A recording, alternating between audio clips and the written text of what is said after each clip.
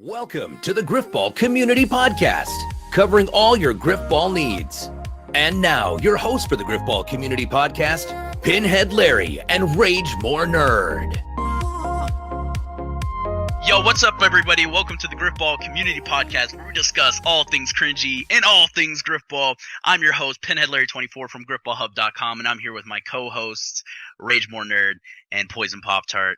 And today on the show, we're going to be talking about Ammy. We're going to be discussing interviewing DJBlue PDX and the GTS initiative and what he plans on doing to move GrifballHub into the future.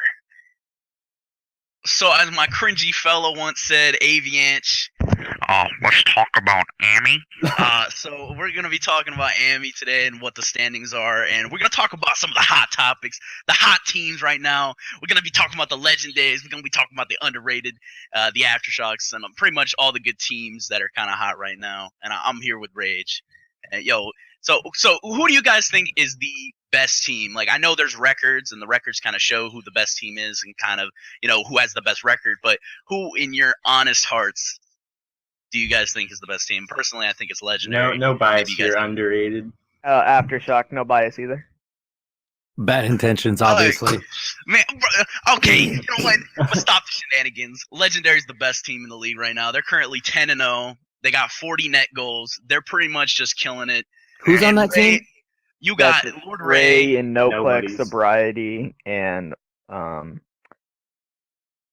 so sorry to this last person. I don't.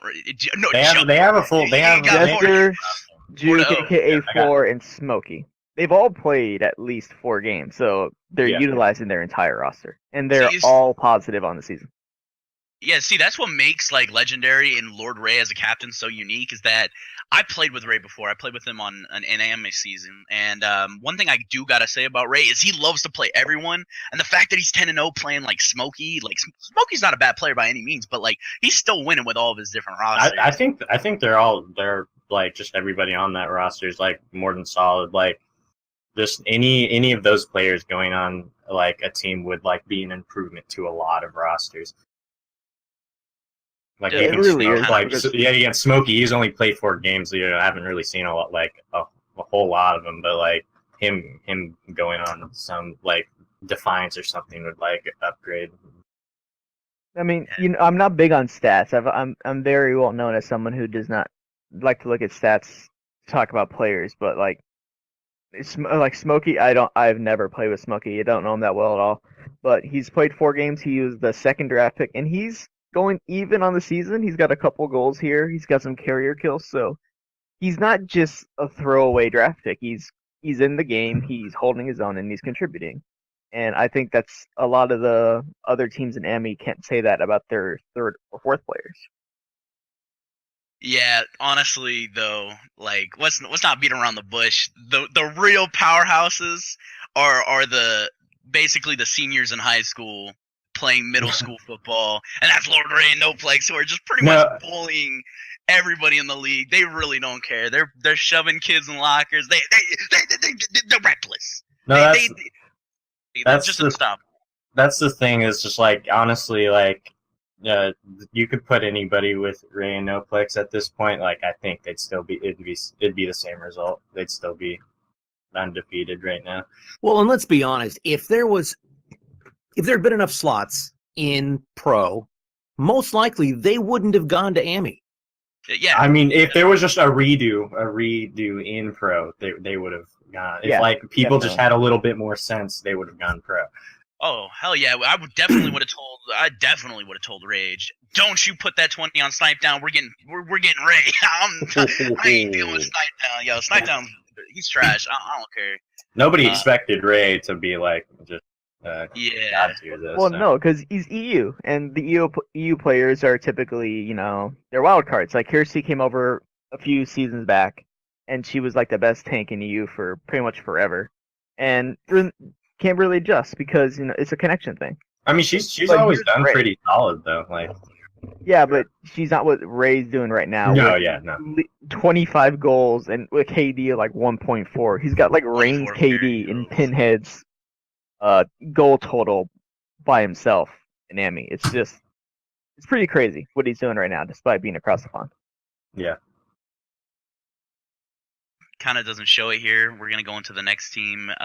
The Defiance has one more win over underrated, but in my personal opinion, I think the second best team in the league is definitely underrated. So Popstar, talk a little bit about what underrated is doing. You guys lost to Legendary, I'm pretty sure. No, Yeah, it was just all about getting the loss out of the way. We just thought we'd kind of, every team that goes undefeated through the season, they always just blow it in the playoffs or something like that. So, I just wanted to, I handed over Legendary. No, they just like caught us off guard. I kind of went into that game just yeah, we're gonna win, whatever. and then we got stumped. This underrated team's actually pretty unique compared to a lot of the other teams I've made. Obviously very tank heavy. I've never done that. I've always had a really a hybrid oriented team, always making plays and stuff, because all my teammates are garbage at tanking. But yeah, this wasn't the case this season. Dark Soul NATO, I don't know how I got him for 10. I just think people didn't really expect him to play, and some people just didn't know about him. If I'm not mistaken, didn't he have a really bad availability? Just he couldn't make. I mean, he can play 3 days a week, which is, and it's the 3 days that all of the games are really pretty much played. I have worse availability than him this season, honestly. I have I'm glad you said that. I mean, you can get away. You can get away with 2 days a week, and I was able. 3 or 4 teams had that, and I was able to schedule all their games within everyone else's availability. It really wasn't that big of a deal. It's not I don't know. It was Joe Pro, who can only play on the weekends because he has to go somewhere else that's not his home to play. Yeah. Shout out to Ray for drafting him and then trading him. And then who did he trade him for? He traded him for sobriety. He traded for sobriety. Oh my god. And Joe Pro is on a wrecking crew with 0 games played. Hungry Howie's, bro. That man can. Oh, bro, this man is such a goon, bro. Dude, Joe Pro is just all right. Here's the thing. I can't play unless I go to Howie's Game Shack. And then he's like, yo, but hit me up for playoffs. Yo, if your team somehow makes playoffs, why the hell would they play you? This man is Hungry Howie's. I don't care. Hungry Howie's Game Shack. They're 2 different things. But nah, Joe Pro is a drop off. I don't even know how he signed up, dude. He's a 55 overall, no badges, and that's just simple. But one player that really interests me about underrated, and it's definitely Gambit. Bruh, where'd he come from? I always knew been around forever.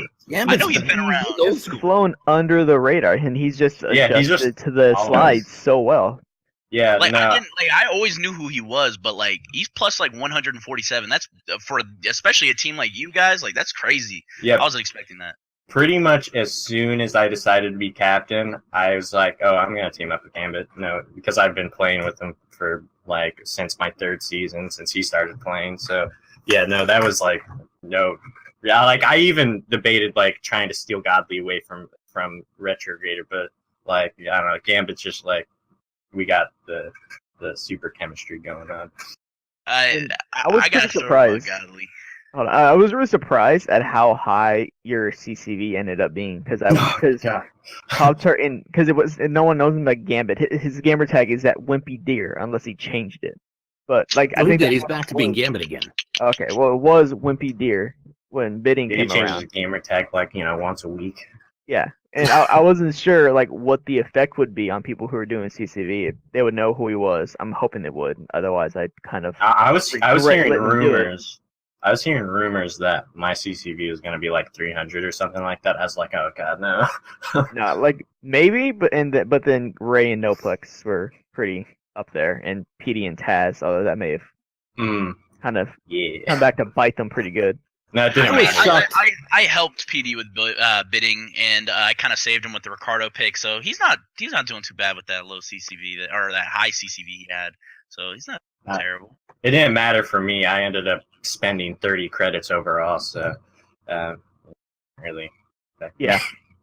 Getting Solnado for 10 credits pretty much is what made your team from mediocre to studs. Whoa.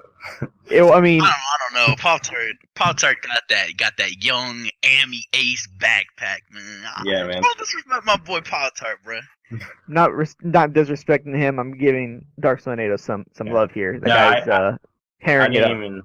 I didn't even expect to pick up Dark. He was kind of like because my actual original pickup was gonna be Euphoria, but then like she just that's not happening. Yeah, don't think so. And then Why, man? nobody bid it on Dark Souls, so yeah, sure. I played League of You Legends almost messed before. yourself up because you put out that list of like the preseason ranking list, and you put them like really high. Yeah, and no, well you I think didn't expect. someone would jump on that. That was kind of a bait. No, that was actually kind of a bait. I wanted people to fight over Dark Tornado, and nobody did. There was a preseason ranking? Yeah. They always do that. I'm looking for it right I now. probably should have read that. I didn't put Razor on there. Razor isn't bad. He kind of reminds me too much of Mikey, which kind of draws me away because I absolutely despise Mikey. Oh. How does it remind you of Mikey? He reminds me of Mikey by how he talks, the way he acts, and like I don't know, because I used to be really good friends with Mikey at a point. So I like Razor, but like man, every time I talk to him, I was like, man, this man Mikey, dude, he's gonna backstab me. He's gonna find a way to like mess me up. So I'm definitely on my P's and Q's when I at least try to. I pretty much had my mind set on Razor from like as soon as I pretty much messaged him as soon as I decided to be captain. And we were just hoping because Ray and like PD were like thinking about him or something like that. I was afraid that he was going to go really high, but yet again, I know I was gonna bid on him, but I always take priority on the top players first to make sure I get who I want. Yeah, and I ended up not having any credits to work with afterwards. So he went for like what, 30 credits? 30 credits. Yeah, only because Venom bid him up like you bid up every other player. Like I said, I was hoping PD with bidding, and my boy Venom. Yeah, I go way back with Venom, and he knew how much I liked Ricardo because I think Ricardo's a beast, and I think he's like the next big thing. And this man Venom, we got this man 10. We only needed 3 more minutes because we also wanted to get Godly HCS or Godly Otaku, and this man Venom. I thought we were friends, and this man just bid him up. Like I'm like, bro, Venom. I sent him a message. I was like, bro, chill. I ain't trying to play no games with you, bro. I'm not gonna play no games with you. Oh my lord, it was awful. But I kind of want to transition into, in my opinion, the most overrated team in the league. No disrespect to Trespass. They're currently 8-1, and that's Defiance. And I'm not sold on this team due to the personalities, and I feel like they've been taking advantage of the lower end teams rather than focusing on the big end teams. And Are you high?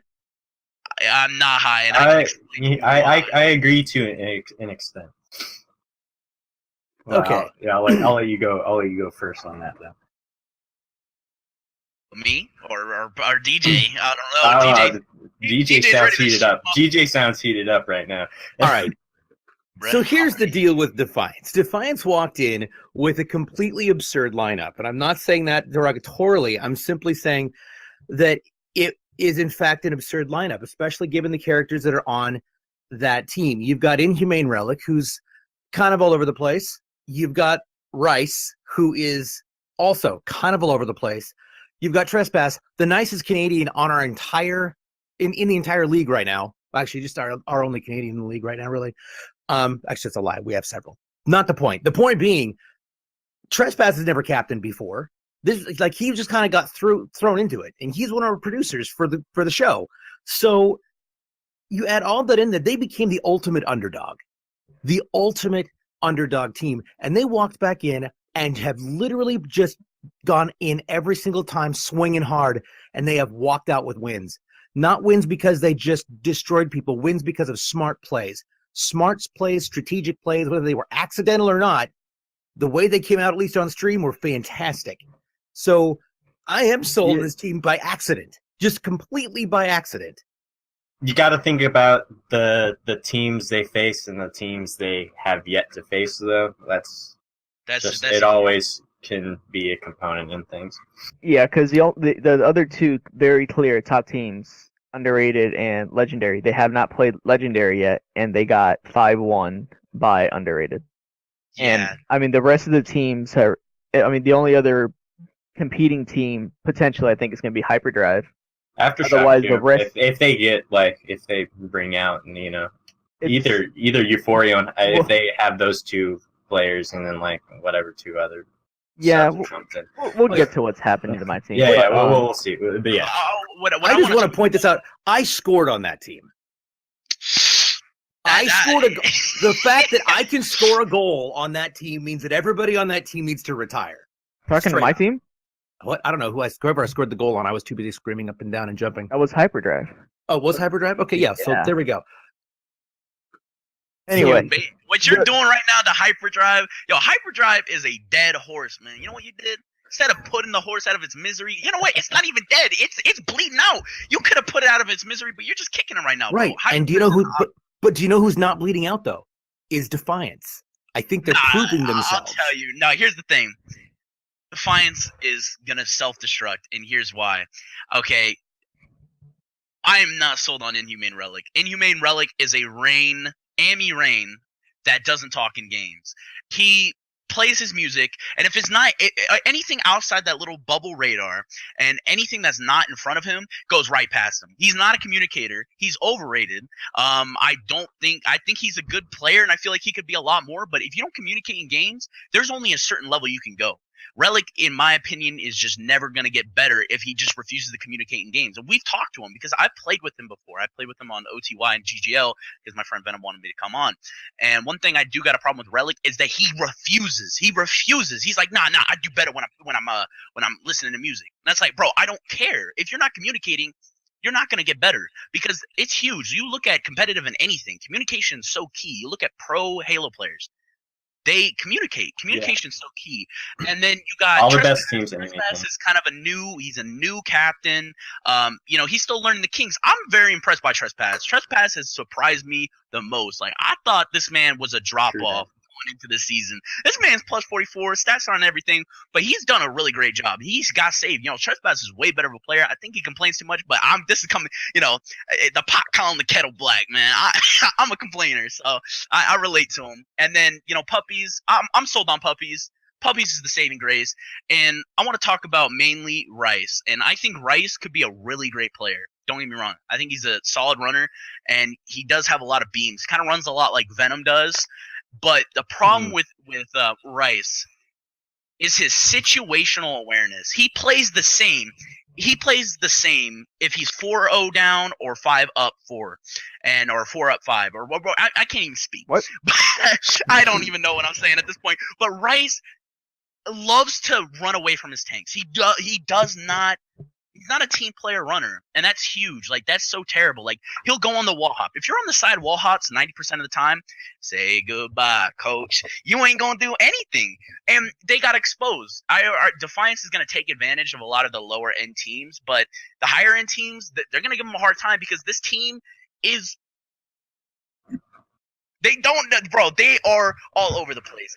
And this is where Trespass needs to come in and try to get his team together, try to get people in practice, try to tell people what to do, because that's what a captain's supposed to do. A captain's supposed to guide, not tell them what to do exactly, but guide the team. Let them play their game like Rage. Like, Rage allows me to play my game. I may not do the smartest thing at the time, but hey, there are a lot of times where it works. And that's the thing. You got to guide.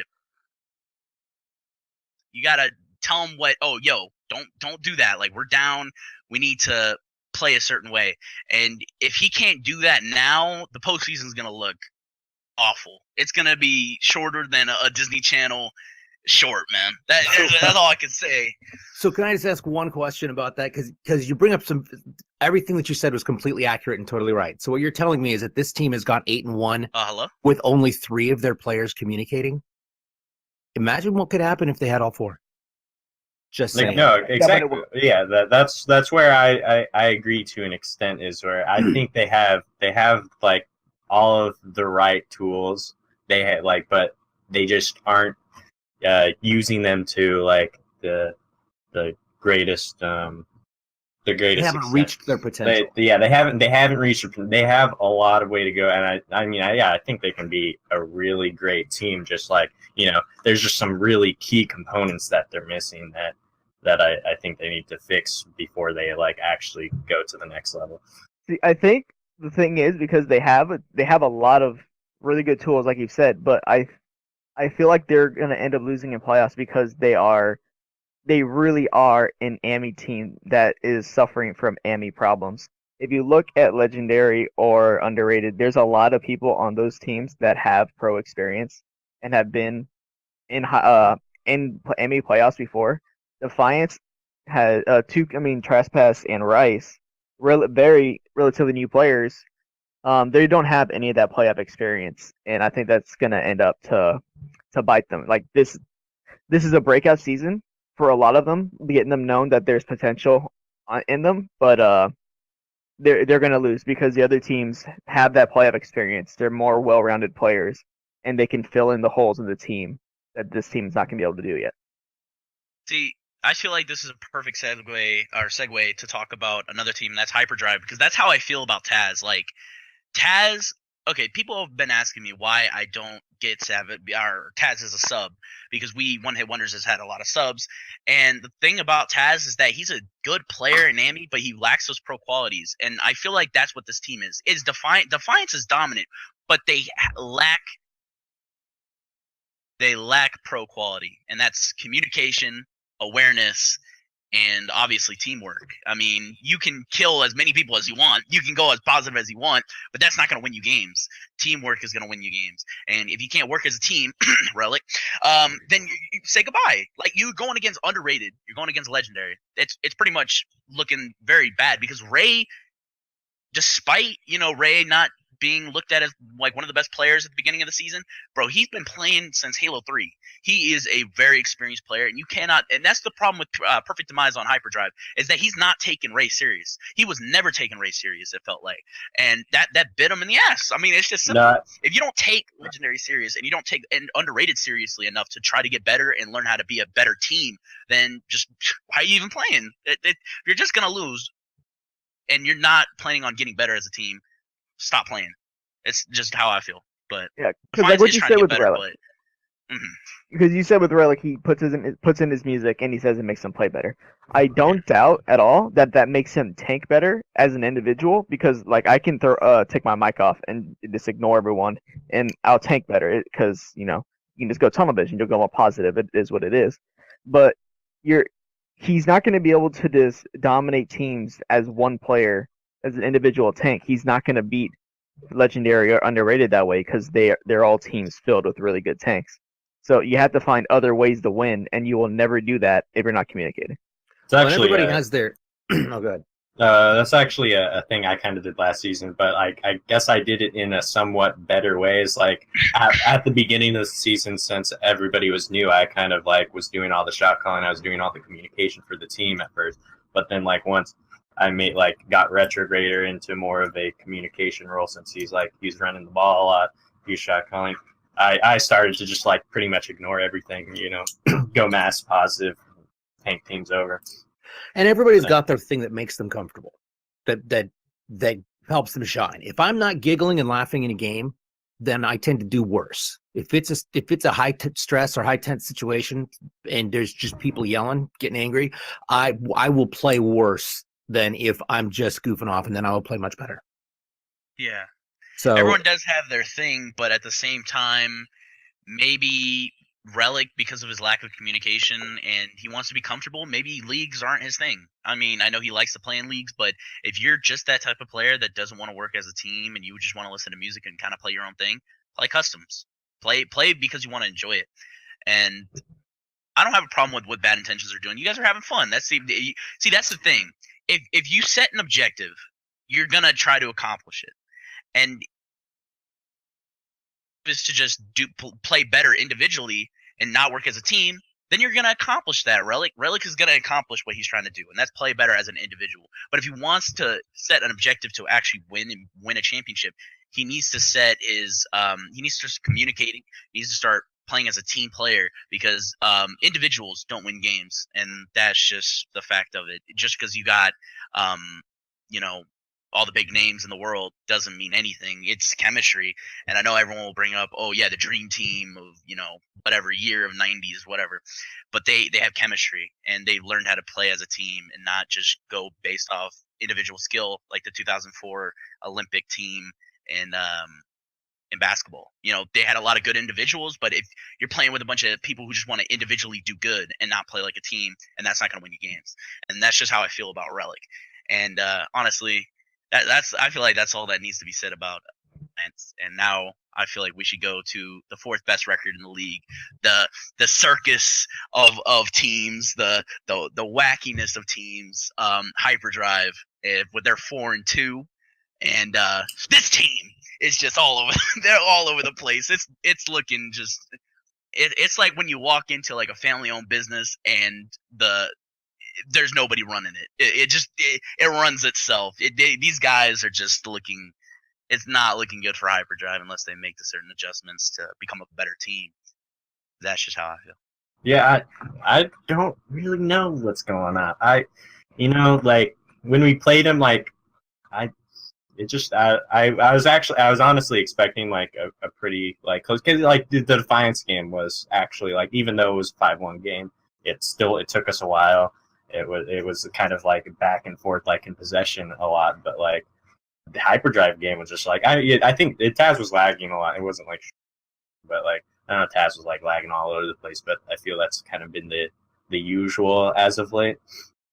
But I don't know. We just kind of like rolled over him, and then that was it. Like, it didn't seem like they cared all that much about it either.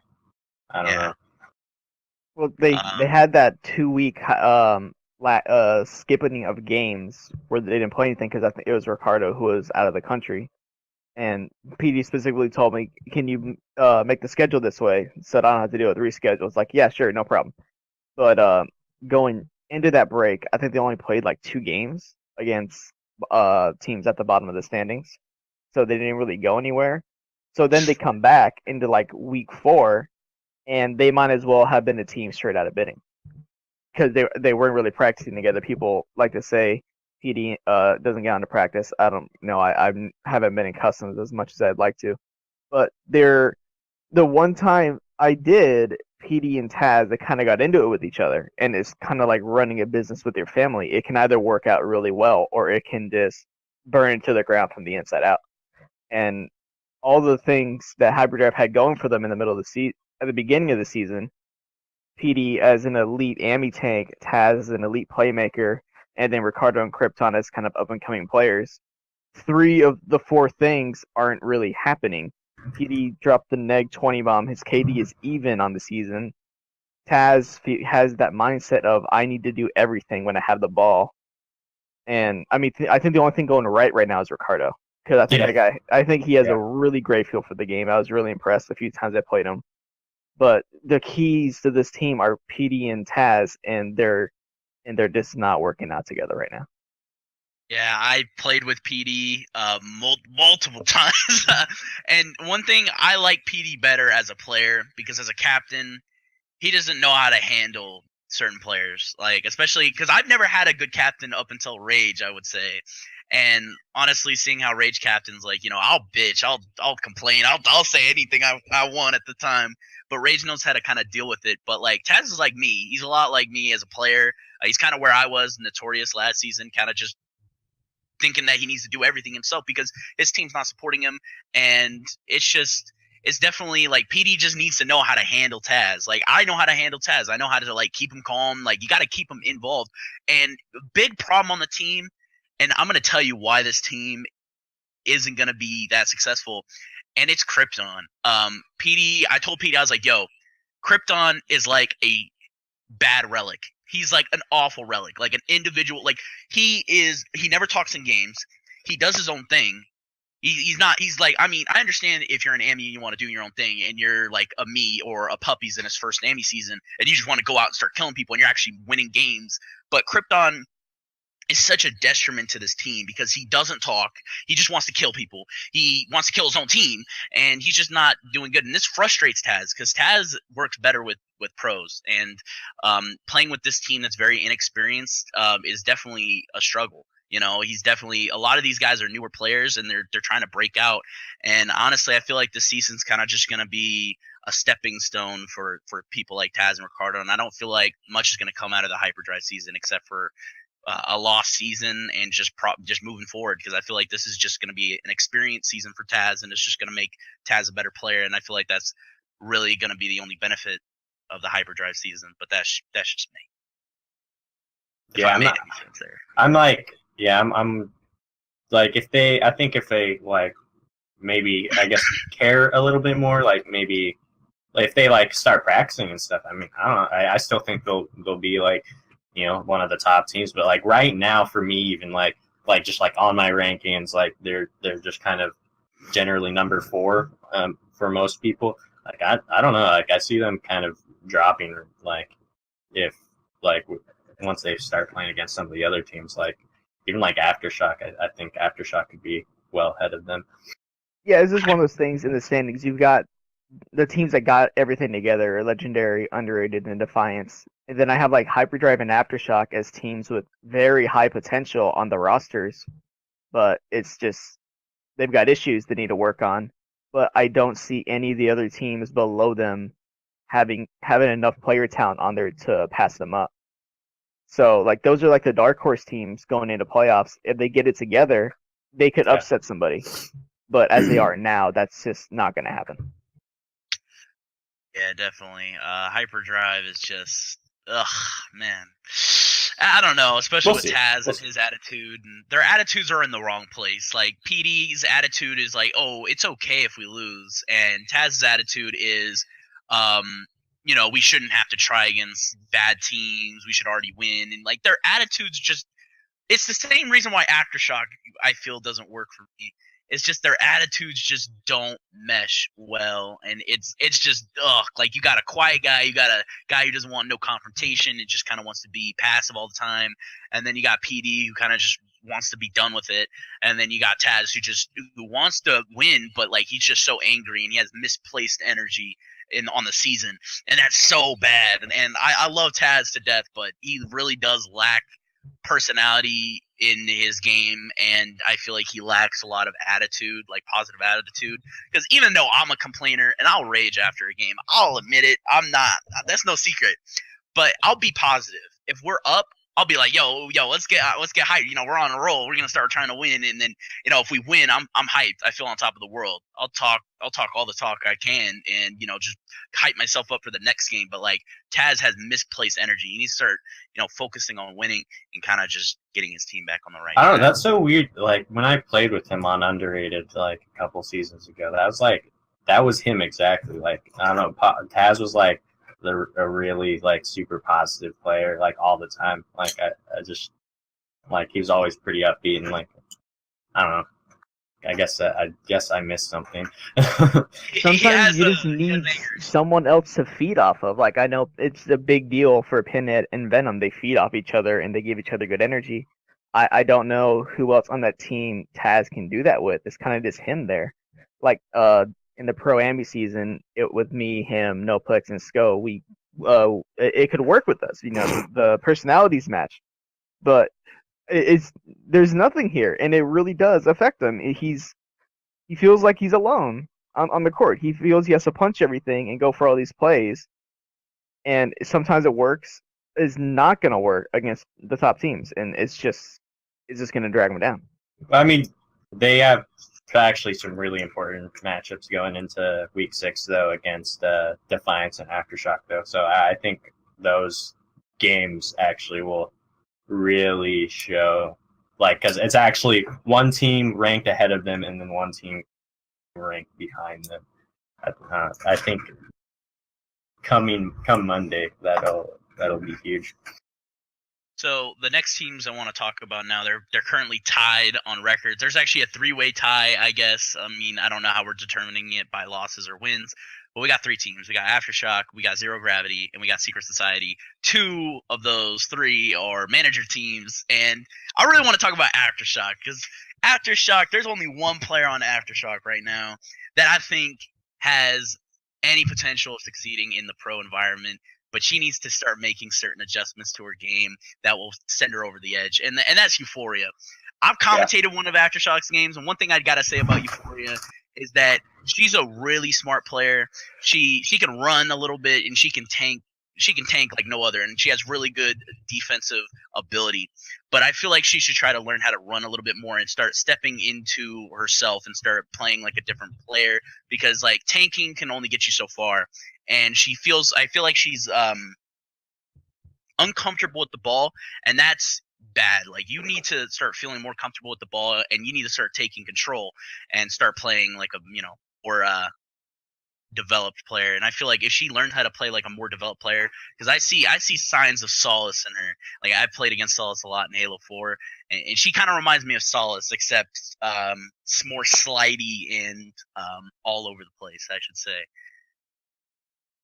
Yeah, I definitely agree. That's like my standout player for Aftershock. I mean, obviously, as I was thinking of her up, but yeah, and the rough thing about it is I don't know if Euphoria is going to be on Aftershock going into next week, because the team does not, they can't mesh well together. They've all come to me. Well, Hyde and Euphoria are the 2 people who when I went into bidding, I was like, all right, these are the studs I want if I can get them, and I got them both, but they can't play together. It's very conflicting personalities. And surprising that Hyde can't play with people. Dang. I know. It's definitely the biggest struggle I have when I go into bidding, because I trust people to can you just get over these personality issues for the sake of winning, and then they don't. Let me tell you, I'm having to rebuild the team right now. I'm not gonna lie. There's a potential 6-player trade going on that's pretty much gonna just start the whole team over again. Here's my biggest problem with you as a captain, Rage. Okay, I understand that when you picked up Snipe down and you picked up Sab and you picked up me, well, you had Sab as your co-captain. Bruh, let me just tell you real quick. Dude, I would understand it if we were winning money. Because people kept telling me, oh, you guys could be shacking. You and Snipe could be shacking Gopi. You guys don't have to like each other. But all you gotta do is win. No. We ain't bro, okay, if we win a championship, I'm not gonna go apply for a job and be like, yeah, I'm an AGLA champion, boy. Nah, I ain't gonna do that. It ain't gonna win me money. I am not winning money. It's not like Shaq and Kobe. They won a championship. They won a ton of money. So I'm like, nah. I ain't having it. See, that's one of my first grievances with Aftershock. I was like, bro, Rage, because this was that point where I wasn't trusting Rage. I thought Rage was like, oh my god, Rage is just I'm done with him. He's the terrible idea of a captain. He does not know what he's doing. At least on Halo 5. I know he's a champion. I know he's made some really solid teams. But like, I was like, man, dude, Hyjo Kids and Euphoria, John Moe and Panther Lily, bruh, might as well take the quiet kid in class, the psychopath. I don't want to go further because it's just going to cause me to get in more trouble that I don't want to be in. But you basically took 4 cornerstones of personalities, and you're like, yeah, there you go. Just play. Have fun. Basically did what Rain did. I was like, Rain was just like, oh, let's just pick up a bunch of players, just throw them on a team. No, it doesn't work like that. Honestly, shout out to Rage. I hate you. I was trying to get Hyperdrive to get Euphoria or Hyjo. And because putting Euphoria with PD and Taz is gonna put me so much better than being with Hyde. You heard the game chat. I love Hyde. Yo, let me tell you about Hyjo. I love Hyjo. Don't get me wrong. I love this guy. I mean, it's a love-hate relationship because he's kind of like me in a sense that he could turn it off and on. He could be a psychopath, and then next minute, he's like, "Yo, guys, let's win. Let's play." And it just sense, and it's just like, bro, like, I don't want to die. I have a feeling you're gonna come into my house and kill me. I ain't looking forward to that. he's just crazy, man. He's a psycho. Don't mess with he's people with just- Grifball. Yeah, I don't know, man. Aftershock, I'm not fond of the manager teams, and that's gonna be a segue into Secret Society. Oh my lord. Just, you know what? I know somebody here has something to say. Yes, It's nicer than what I have to say. I do. I will have something nicer to say. Rip them apart, and then I'm gonna put them back together. Oh, you want me to rip them apart and you can put them back together? So let me tell you about this team. Oh my God, let's. Dude, Rain, okay, I don't know where you guys were going in the admin chat. I don't know what Gingy Perfectomizing all y'all were thinking. But letting Rain run an Ammy team? What? Bro. Okay, I'm going to go ahead and never do comment on this real fast. that. Go ahead. The manager teams solved a need that needed to have been addressed because we didn't have enough Ammy captains and we had a just ridiculous amount of brand new Ammy players. That being said, it wasn't necessarily the right choice. It was a choice, not necessarily the right choice. We See, are the all manager aware of that and suffering because of it. So let's move on. No, because I still believe the concept. It needs to be improved, but I think it's too valuable to solve the issue of people not getting playing time, especially in Ammy, where the rosters are still 6, and I was a big push to get Pro down to 5 because I still never use a 5th player, and some teams do, but over half of them don't, and this just gives us the chance to give all these players more chances to play, and it's too big of a problem that they can solve. You just gotta get the right. You gotta get the right people. It needs work. I think I'd be a great manager. Yeah, some people would, because this was a very last minute decision. This would happen like within a week of bidding, so we just had to go with the most basic thing. It's something that we can get this to work, and who wants to do the manager thing? And pretty much immediately, Venom and Rain were 2 players who wanted to do it because Venom wanted to captain in Ammy anyway, and Rain was just, let me do it. I want to do it right away, and that's what we wanted.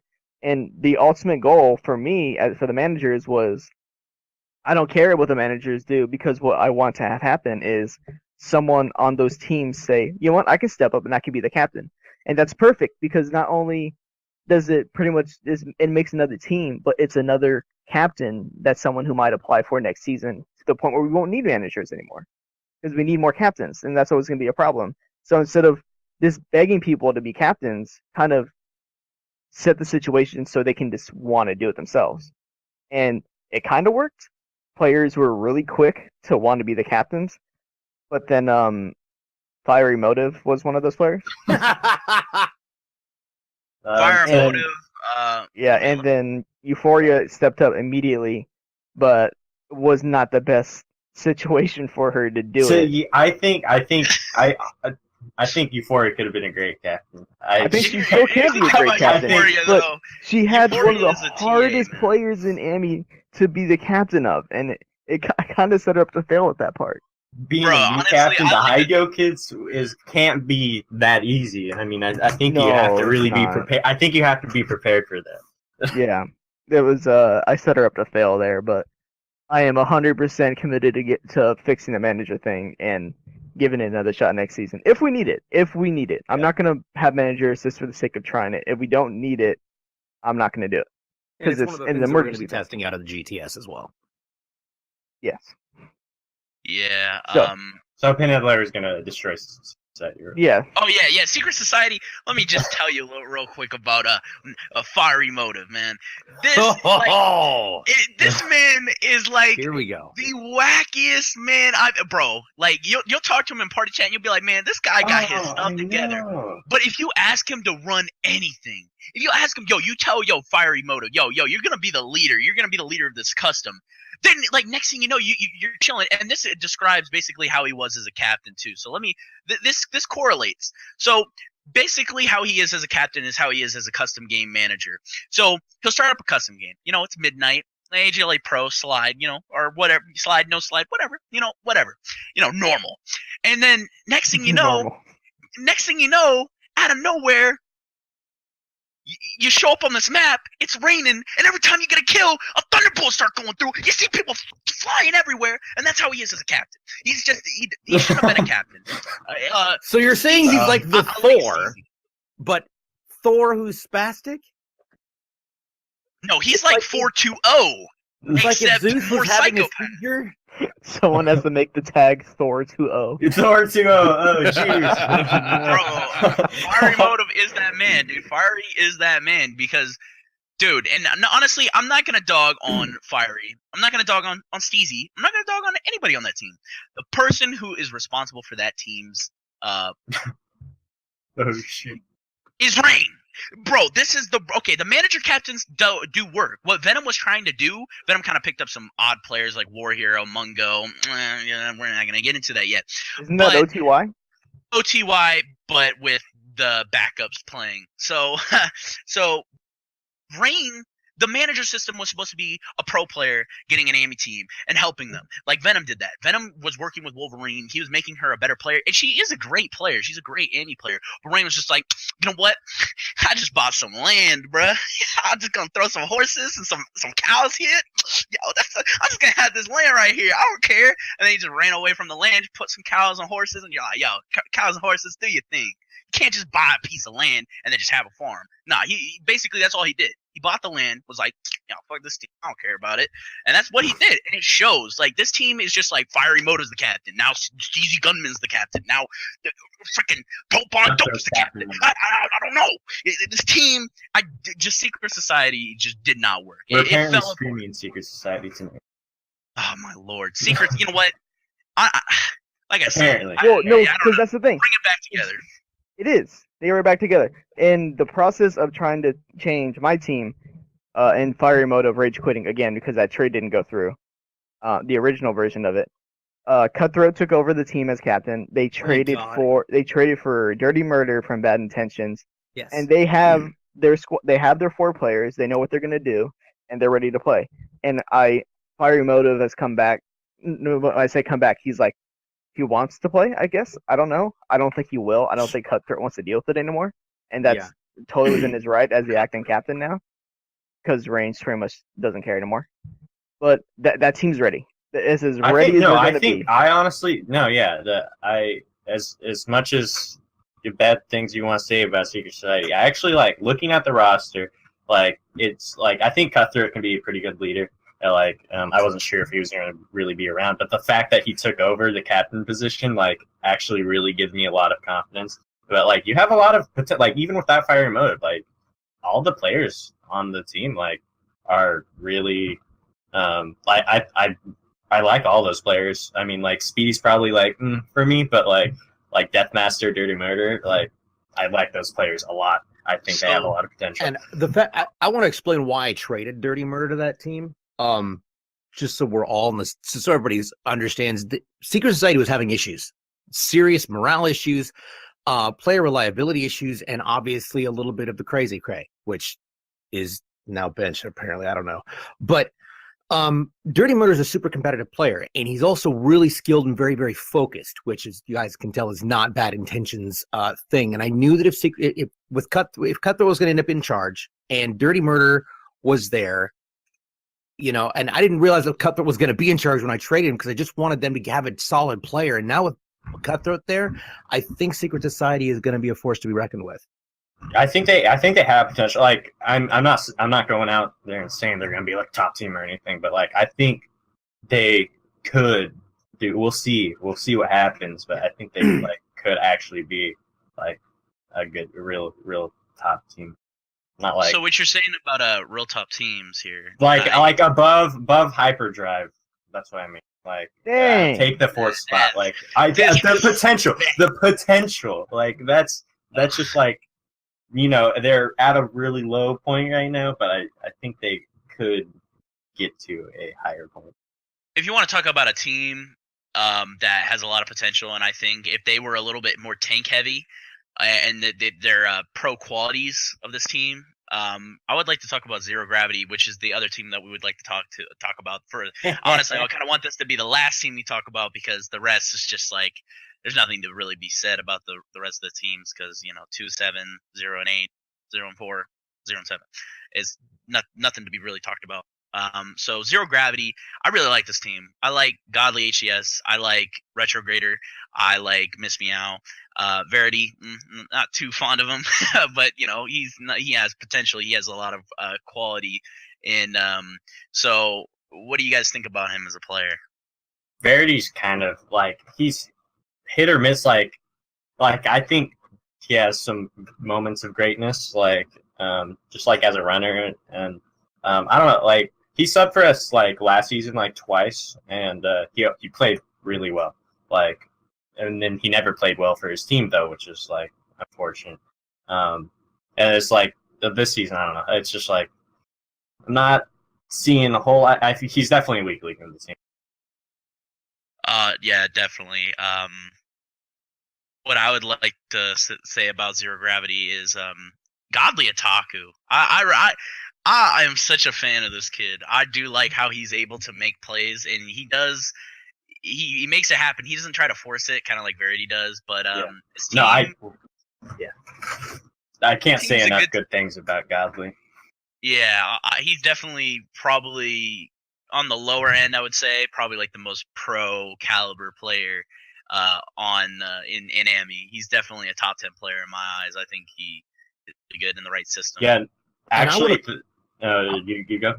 I would say I want to point out the unsung hero of that team, and that is their captain. His first time captain. Oh no, his first time as a captain. Is Retrograder. Yeah, no. I mean, if you take a look at Retrograder a year ago, because a year ago I brought Retrograder in from the Pro Battle League, and you look at how he was a year ago, comparatively speaking, in Grifball. He has like 300% improvement. It's insane, and the kid just keeps getting better. I honestly don't foresee him being in Ammy very much longer. No, that's what happens when you practice all the time and actually like try to improve. Like that Retrograder is like a really prime example of that. Yeah, this is a stepping stool for a lot of players. I think in Ammy, there's like a dozen players who have all kind of showed they're ready to make that next step. And I'm curious which ones are going to keep on going. When we did the top 25, it was Ray and Noplex both made the top 25 because there's more than 25 players in pro.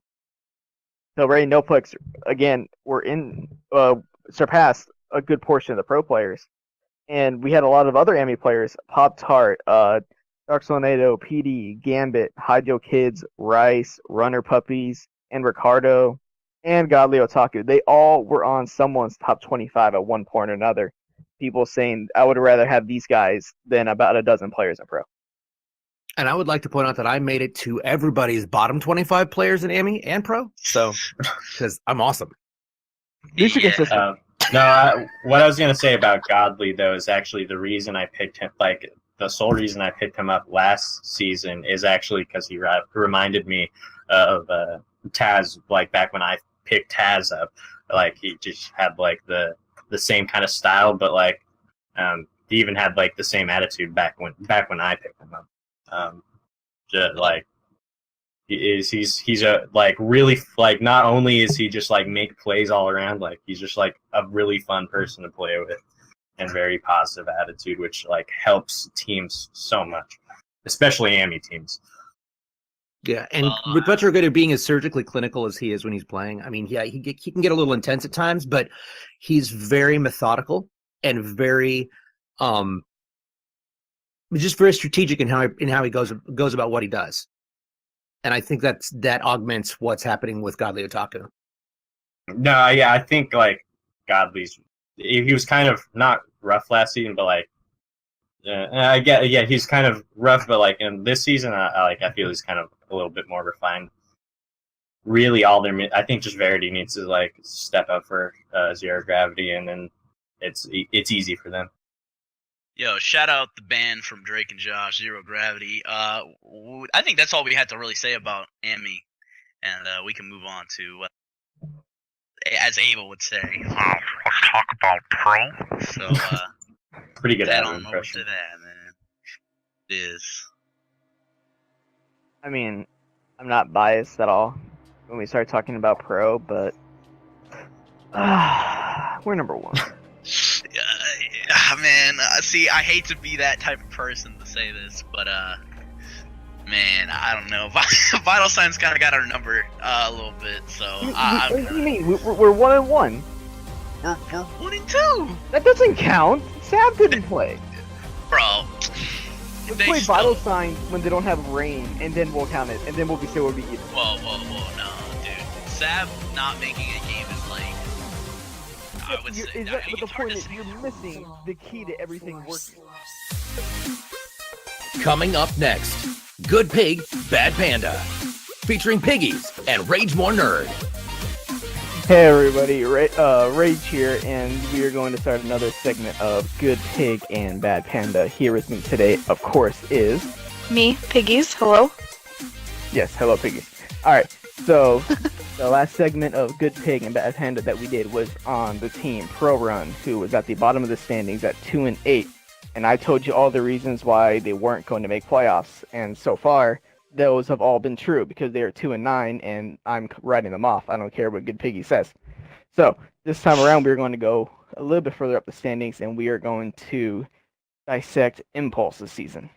Impulse is captained by Kid Tonga 1, and is of course led by Ace Be Silent on the court, and rounded out by D-Cleek and King Rick. They have a draft pick with a gamer tag I can't pronounce. It's Torbjorn or something. It doesn't really matter. He is a non-factor. Sorry, buddy, but you're not even on the court. So, the reason that Impulse is towards the bottom of the standings and going to stay there is there's a few. But for me, the most important one is going to be titled So Longa Tonga. Yes, I know, it's cringy, it's terrible, but it's the truth. Going into the season, Kid Tonga 1 was undisputed the number one runner in the AGLA and Grifball in general. He is somewhat passive, but he could make plays, and it was very difficult to get the bomb out of his hands. Now into Halo 5, after about 2 or 3 months in a row of not changing any game type settings, we have finally seen the runner position be rejuvenated by players like Ugloff and Panda. Ugloff is an absolute monster when it comes to punching people. It is going to take you forever to get the bomb out of his hands, especially with the rain behind him. But he has clearly stepped up as probably the most improved player of the season. And on the other side of the spectrum is Pinhead Larry, who is pretty much the complete opposite kind of a player, but a complete stud at the same time. He will just pretty much just make a fool out of you on the court and will score in ways that don't involve relying on his tanks to get the job done. That being said, Kid Tonga has kind of fallen off the grid. I don't think Impulse has played a game for about 2 weeks. And I think from what I've seen, or what I have not seen from Tonga being in any customs at all, he seems to be on a bit of a hiatus. I don't know why. Hopefully it's not something serious. I doubt it. But at the end of the day, he's not there. And Impulse is not getting games played. So when he comes back, hopefully he does, fairly soon, Impulse is going to struggle. Because a runner is arguably the most important part of a team now, especially now that runners are kind of a bigger part of the team than they have been since Halo 4. And since he's going to be rusty, he's not going to be used to everything, and everyone else has seen such an improvement in play, that team is going to fall apart from the inside out, because the biggest part of the season is your captain duos, and they are going to be at a disadvantage because Tonga is a shell of the former player he used to be. And that is why they will miss playoffs in 5th place. So, yeah, Tonga's been gone for a while, like, I can't argue that, but he's also been a runner for, I don't know, God, since Reach. All the way through Halo 4, he was really the only dedicated runner outside of Crusader, so it's not like he doesn't know how to run. It's not something he's gonna come back to and be like, oh my God, what is this, a bomb? What do I do with this? You know, he knows what to do with it. I am also not as worried because he's got Ace. I mean, Ace is indisputably the best player in the league. Like, I think on the top 25, every single person rated Ace number 1. So Yes, they do. where Tonga may lack a little bit, yeah. Which what? There's like 8 people that I think came up with the list. So not a small accomplishment, but where Tonga may lack a little bit, I feel like Ace can pick it up.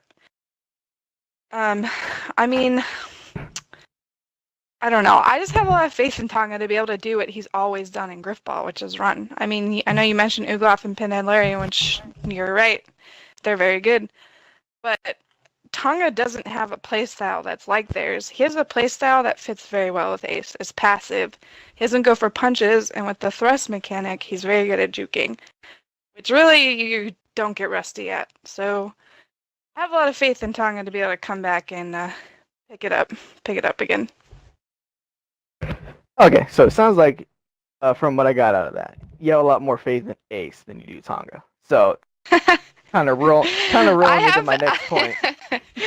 I have Go faith ahead. that Tonga can do what he's always done, but if he doesn't do it as well as he used to, he can always fall back on Ace. True, and just as teams have in the past, as my second point for why Impulse will not make the playoffs is because Ace is going to have Alpha Turtle flashbacks. Because for the last several seasons, he has been trapped and encaged and imprisoned on a team with the Alpha Turtle.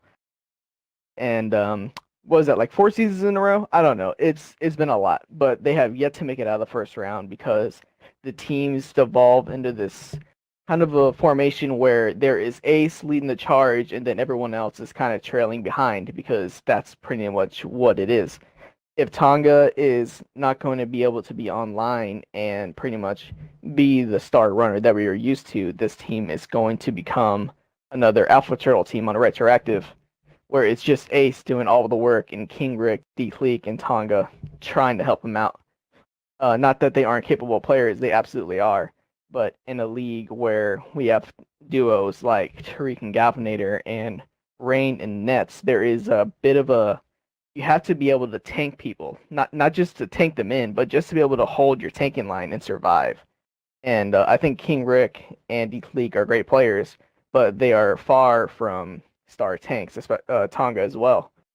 So if Ace dies like 2 or 3 times in a row, all of a sudden that team is going to be pushed way back. So as the past has shown, Ace only has 1 bid league championship, and that was season 1 with Snipe Down. Ever since then, he's made the ship 1 time, and I think that's been it. He's been knocked down the first or second round almost every single time by me. So ego boost. Anyway. Wow, this guy.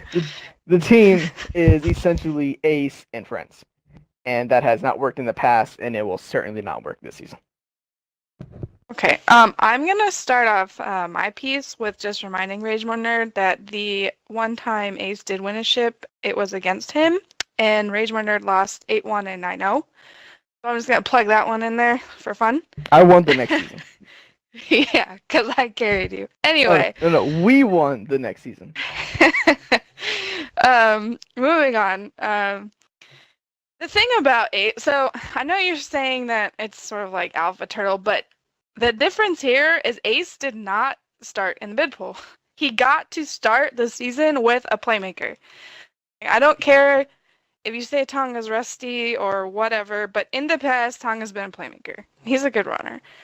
And Ace never had that before. He never had, Alpha Turtle doesn't compare to Tonga. No offense to him. On top of that, he's got D-Cleek. This team, like, I know you're saying that they'll get, if they get tanked in, if Ace dies 2 or 3 times, like, okay, likely. But anyway, they're not the kind of team that tanks. They play. They make plays. That's what they do. D-Cleek's not known for going positive. Tonga, generally not known for going positive. Ace does. Rick, I haven't had a lot of experience with, but it's okay if they get tanked in because they're basically, in my opinion, they're a team that plays similar to one-hit wonders.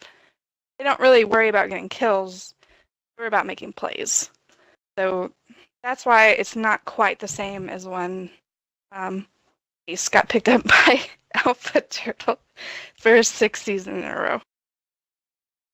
Okay, I'll give you some of that because they do play similar to we do, and we don't rely on kills to get our wins. Exactly. But going on to the point about D-League, my third point on why Impulse is going to continue to struggle is bidding for dummies. I know Tonga wanted D-League, and he showed that by dropping all of his credits onto him at the very beginning of bidding, and he got D-League, so mission's accomplished. But in a bid league, you can't do that. That's not the way to go. I don't think anyone doubts that D-League would have gone for a lot cheaper if he just went up in a traditional bidding. I'll put 10 credits. I'll put 30 credits. I'll put 50. No, he just decided, I'm not going to do bidding. I'm just going to throw everything on D-League and then pick up whoever is left over. No one else in the league would win more for 60 credits, and that was Priest. Now, I'm not saying that D-League was a bad choice. I think he was a great choice. He fits the team very well. But where I think the struggle is that he had to pick up a 10 credit player pretty much at the mercy of the rest of the league. And in this case, it was King Rick. While at the same time, like you said, kind of fits their play style of not necessarily being a tanking team, but a passing and playmaking team. I don't think it's working, and I don't think it will work. The captain duos have allowed teams to be so much more tank heavy than they have in the past. And I think Tonga could have really used those extra credits that he wasted on D-League to get someone who can balance the team out a little bit better. Because I know there are players like Silent Viper and Silva or Outgunnery Sergeant. Sentient Sting now, back to the point about people changing their gamer tags.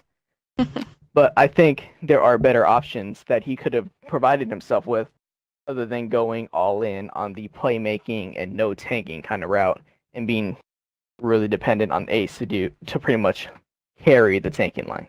So I think Tonga's bidding is going to come back and bite him in the ass. Okay, well, again, you make the tanking point, but I don't think tanking is where they're having issues.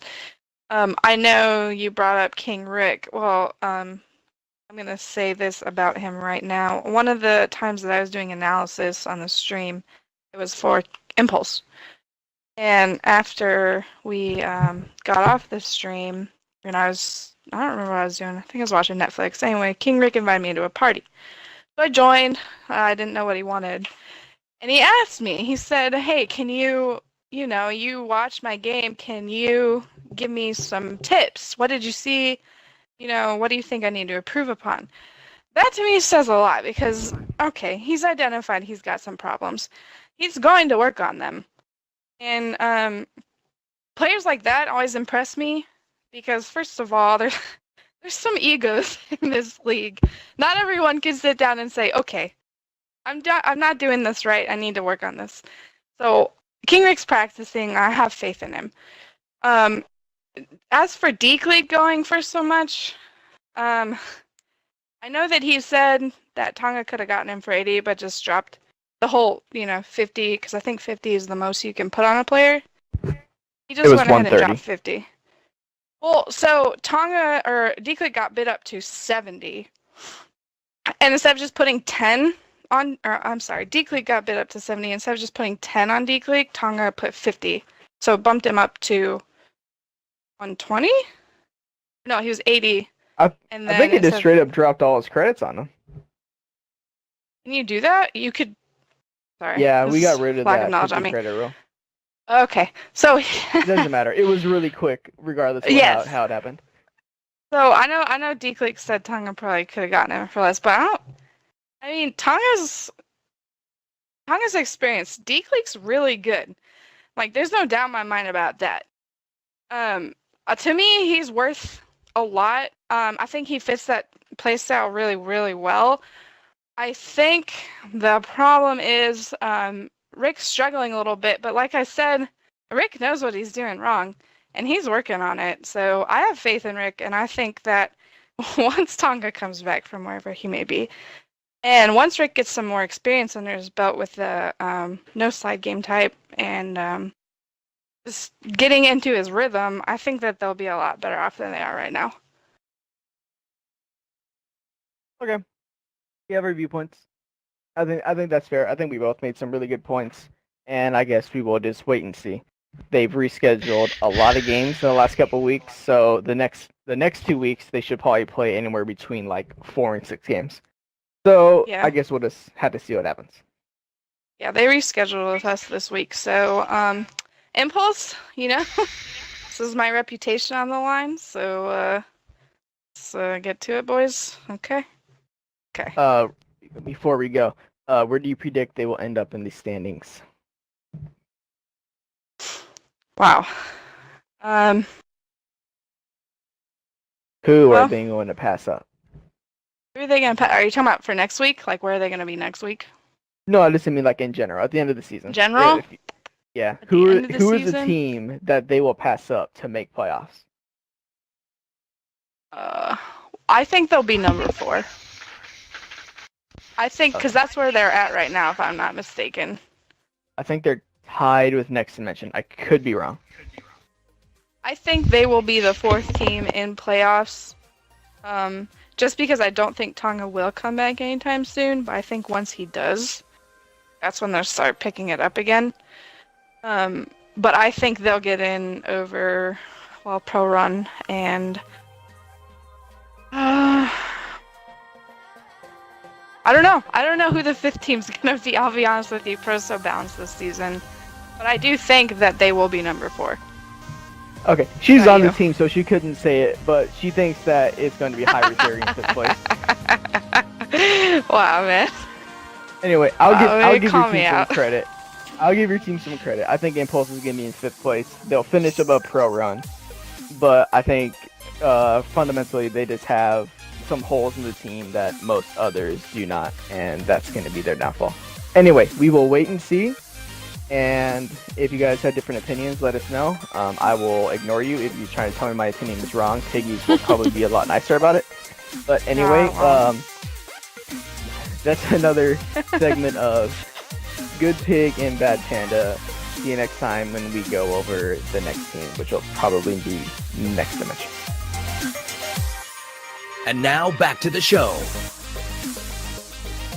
So, the first question I wanted to ask you, DJ, since this is your first time being a captain, I want to know how your first experience has been going. Like, especially because you got Half-Breed and J-Bar, who are notorious trolls. Like, how has it been a good experience, and how have you learned from this as a player and as just a person in general? How has this been? Well, technically, it's my second time being a captain. It's my first time being an AGLA captain. My first time being an actual captain was last season for GGL, and we did relatively terrible, and I think that was why I went about choosing the team the way that I did this season. I mean, J-Bar's been had been missing for a while and just kind of moved on to do other things.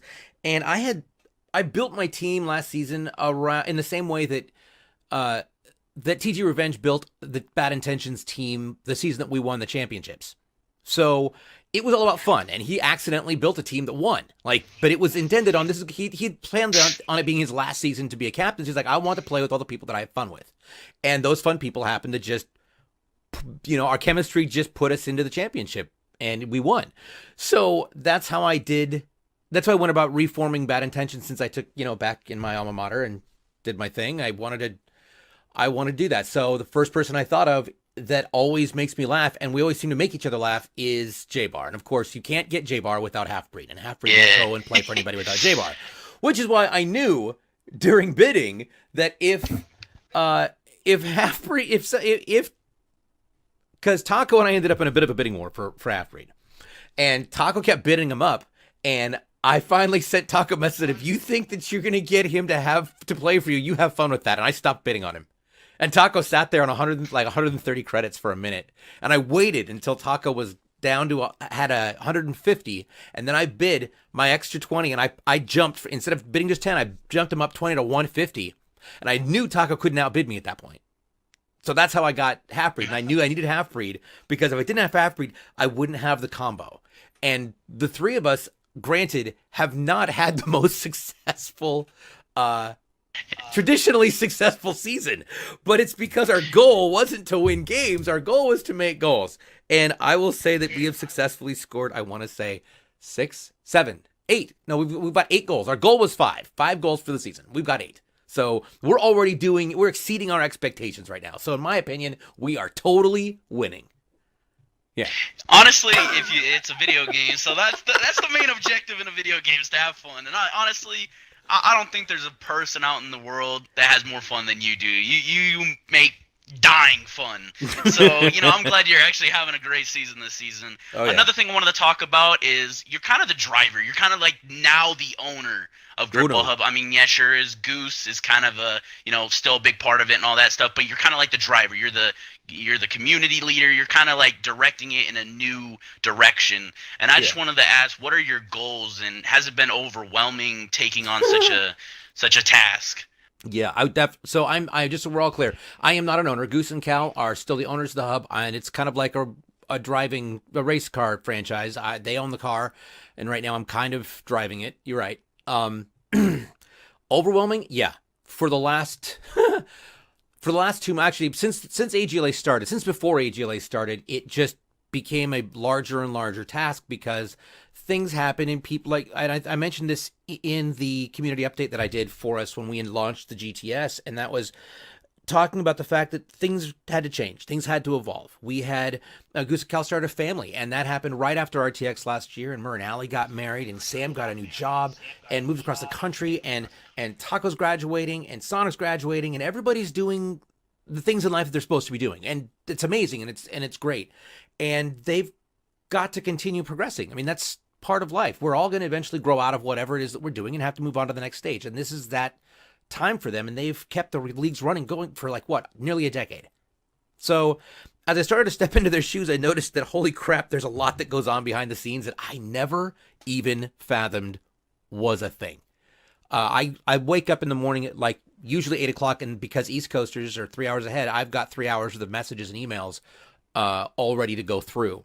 And once I get started there, I have to add on top of that, not just hub-related stuff, player-related stuff, but marketing and network-related stuff, relationships that Rage and I have been working on with external potential partners and sponsors, and keeping those lines of communication going while dealing with, for example, with teaching school, with teaching college, with my students, with my internship, the intern that I now have. I mean, I was just an intern at the beginning of last year, and now I have an intern. It's just wild. So it's been overwhelming, and as we've been building the GTS and putting it together and putting it into play, 12 hours of my day is spent not playing Grifball, but handling Grifball, which is why we had to make some changes and kind of reorganize so that there is more people, because we've got such a passionate group community, that there are plenty of people who were ready to step up. And I noticed that, and when that was kind of a realization that happened, I felt it was time. And I talked to Goose about it, and Goose agreed,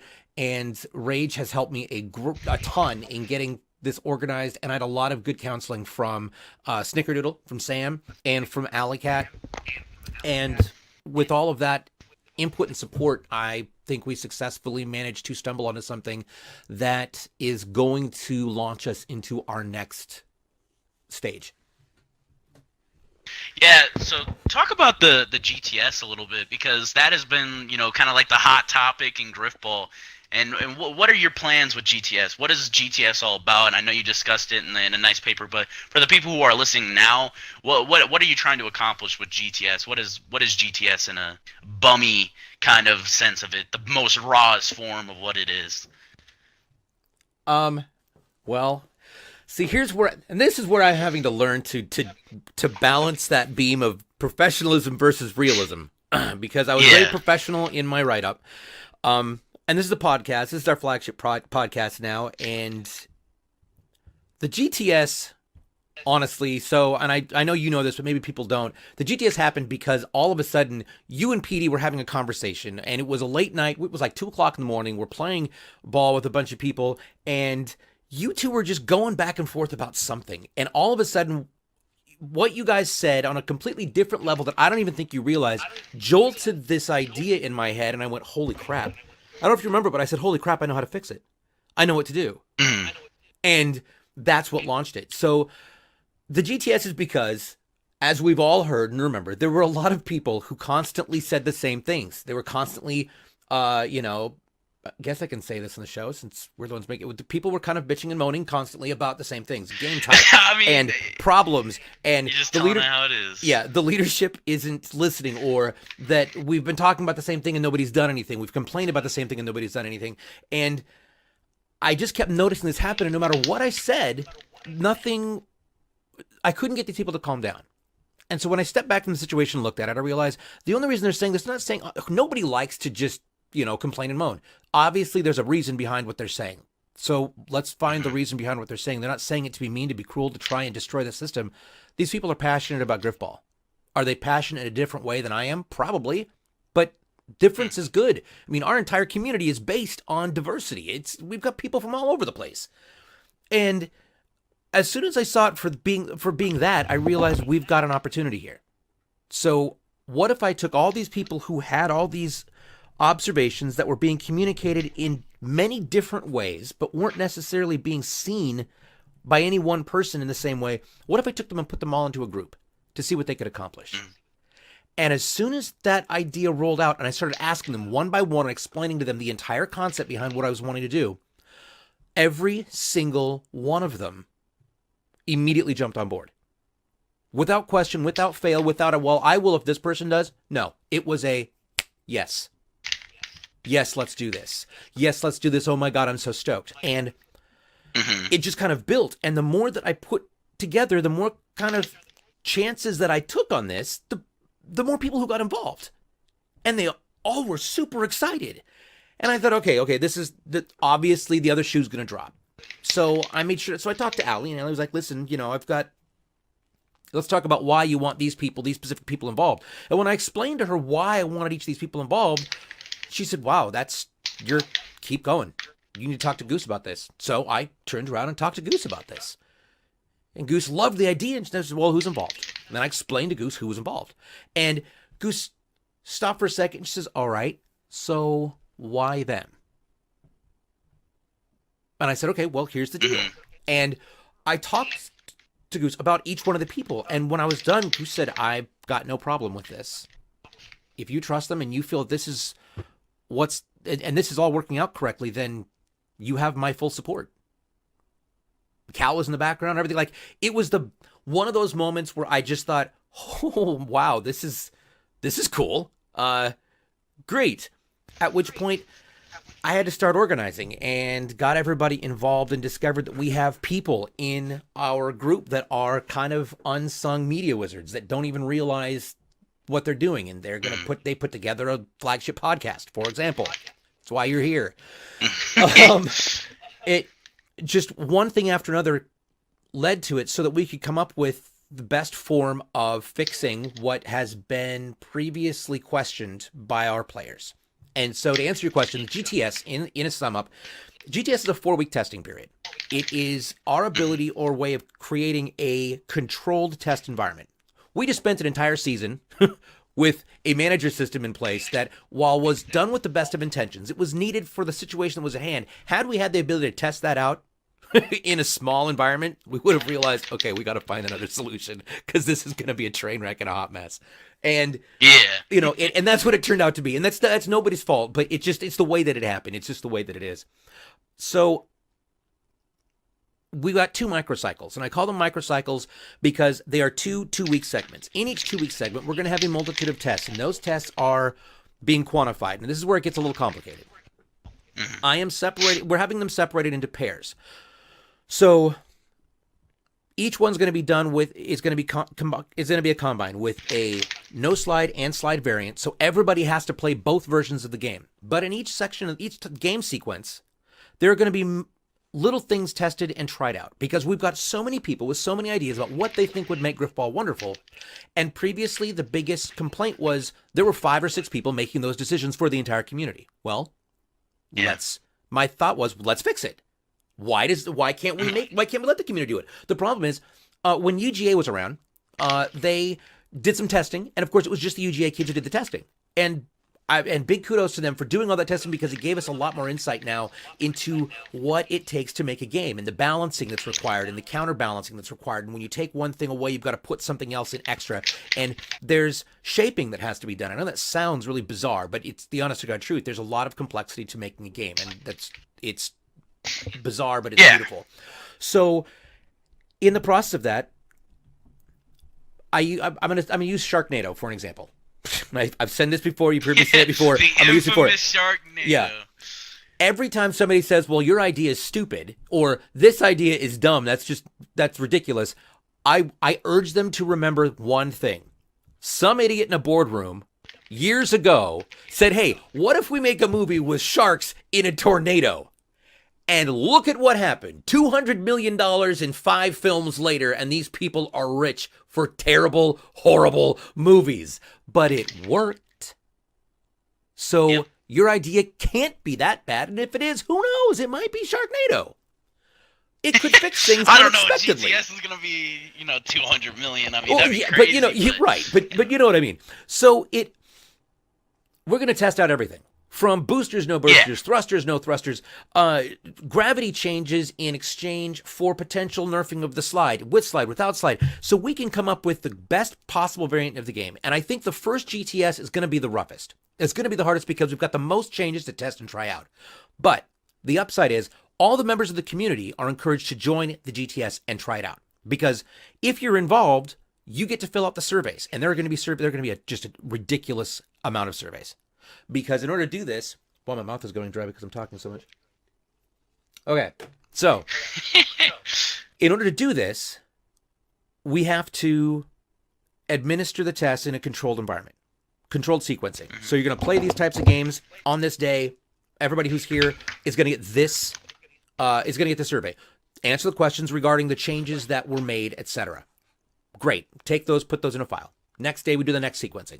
And it's not just game type. There's game type that are going to be covered, CCV evaluations covered. There's going to be different bracket styles that we're going to be using while doing these tests. So it's a combination of things on multiple different levels that are going to be happening every time we do a test sequence. And there'll be multiple test sequences in each cycle. Each cycle is 2 weeks long. So once we get to the end, and everybody's filled out their bizarre level of ridiculous number of surveys, that's all going to go to the GTS. Yay, we have a party, and then it's going to move on to GGL. During the GGL season, which is about 3 months long, the GTS is going to meet consistently, regularly. We're going to be going over and compiling all that data so that we've got a full analysis of, all right, this game type, this is the changes in, this is the changes that we made, and this is what's not happening. We will notice this performance drop with these consistent players, and obviously that's abnormal, so we can't do that either. But it's those type of analysis that we're going to use, and once we get that all laid out, that's what we're going to present to the community and say, okay, this is what we noticed, this is what we came up with, and this is what we've brought out of the analysis, and these are the results. So based on this, here's the viable options that we have that we can legitimately say would be an advantage and be an improvement to the game on these levels for slide and for no slide game types, and put that out to the community. Great. We're going to let the community decide what's going to happen. And it's going to be, I'm not going to announce who voted for what, but I am going to show everybody what the final tally is. And if it's close, it's close. If it's not close, it's not close. If it's a virtual tie between two things, we're going to go and vote again. So till we get a majority. Because I want there to be a consensus of, okay, bam, this is what the community wants. And we're going to try it out. And we're going to do it for a season. Now, if after that season, the community says, okay, that was a hot mess. Well, great. During the next AGLA GTS, we fix it. Let's go back to the drawing board. People are going to make their suggestions to the GTS leaders and say, okay, listen, can we try this? Sure. And the GTS leaders' answer is, if it hasn't already been tried once, the answer will always be, yes, let's get that on the board. Let's get that on the cycle. Let's get that in the trial and see what we can do with it. Because worst case scenario, we play it for a day and decide, yeah, that was crap. No big whoop, no big loss. It's not like we did it for a season. But this will get us nailed down. Now, the second GTS that we have for AGLA is going to be much easier to run because we've already done all the testing. The next time it'll really be difficult is when Halo 6 comes out. Then we're going to have to go in there and we're going to do this again. But at least then, we know that we've got it from day one. We've got it fixed. We've got it taken care of. You're playing a game right now. We've got it taken care of. I am. But I'm listening. Don't worry. I can multitask. But I'm not. It's not even a serious game. We will have this all laid out so that we already know what we're going to be looking for. The community already knows the basis of what we've got in place. And then we use whatever new mechanics are put into Halo 6. I don't know what else they could possibly add mechanic-wise, but we take that and we... Oh, don't worry. They'll... Right, yeah, they'll do something. They'll always do something. But we figure that out, we put it together, and we go for it. but it'll be easier that time because we will have got this all in place right now. Right now it's new, it's raw, and we've got a lot of things to figure out and to make sure that we've done it. Because at the end of the day, at the end of the GTS cycle, I want us to feel comfortable and confident as a community as a whole that yes, we tried everything that you suggested. We've done everything that you all wanted, and we all made our best effort to experience it, to try it, and to learn something about it, and then to say, yeah, this was good. This was not so good. And during GGL, we're going to be taking more notes. What worked? What didn't? What's funky? What's not? What could we have done differently, and what could we have done better? And at the end of GGL, we're going to do it all again, but we're going to do it just for GGL. And our first GGL GTS will be probably our hardest because it's changing some things that have been in place for a while, but some things that have not been working are going to have to be altered. It's just the way it is going to be. But we're doing it together. It's no longer one small team of people making the choices. It is a reasonably decent-sized team who's just compiling the data. But all the community is the ones making the decisions. God, that was a long-winded answer. I'm sorry. Nah, that's the point of open-ended. You must be open-ended questions gold, bruh. Like, you can go on. Like, honestly, I love it. I love it. There's not a bad thing about it. I honestly, that was actually really. I liked how you worded everything. I like how you described everything. And your open-ended question gold. Like, that's why I only had like 3 questions, because I knew you were gonna, like, honestly, I didn't even get to the third question, because the third question was actually gonna talk about your first pro season and how that went out. But you know. You mean the 3 games? Yeah. Before our team just said, "Screw it, we're done." Yeah. Mhm. Yeah, I'm pretty sure I'm gonna need more questions for, you know, people who are less interesting, for lack of a better word. So, you know, definitely kept it, you know, simple. We had a good segue. So I don't know if you want to continue or. I know, honestly, you went on for a long time. I didn't have a lot of questions because I knew you were going to give me solid, full answers and stuff. So I kind of was just keeping it passive in a sense, because, you know, you had, I don't know, how long did we got on the line for that segment? Let me back this up real quick and look at it. I'm gonna put. I got another 43, question. But it's. Oh, go ahead. If it's too long, no, I just want to see if it's too long or not. Oh no. No, we're at 44 minutes right now total. That includes Pig and Pancake. Or Pancake. What's it called? Pig and Red Panda?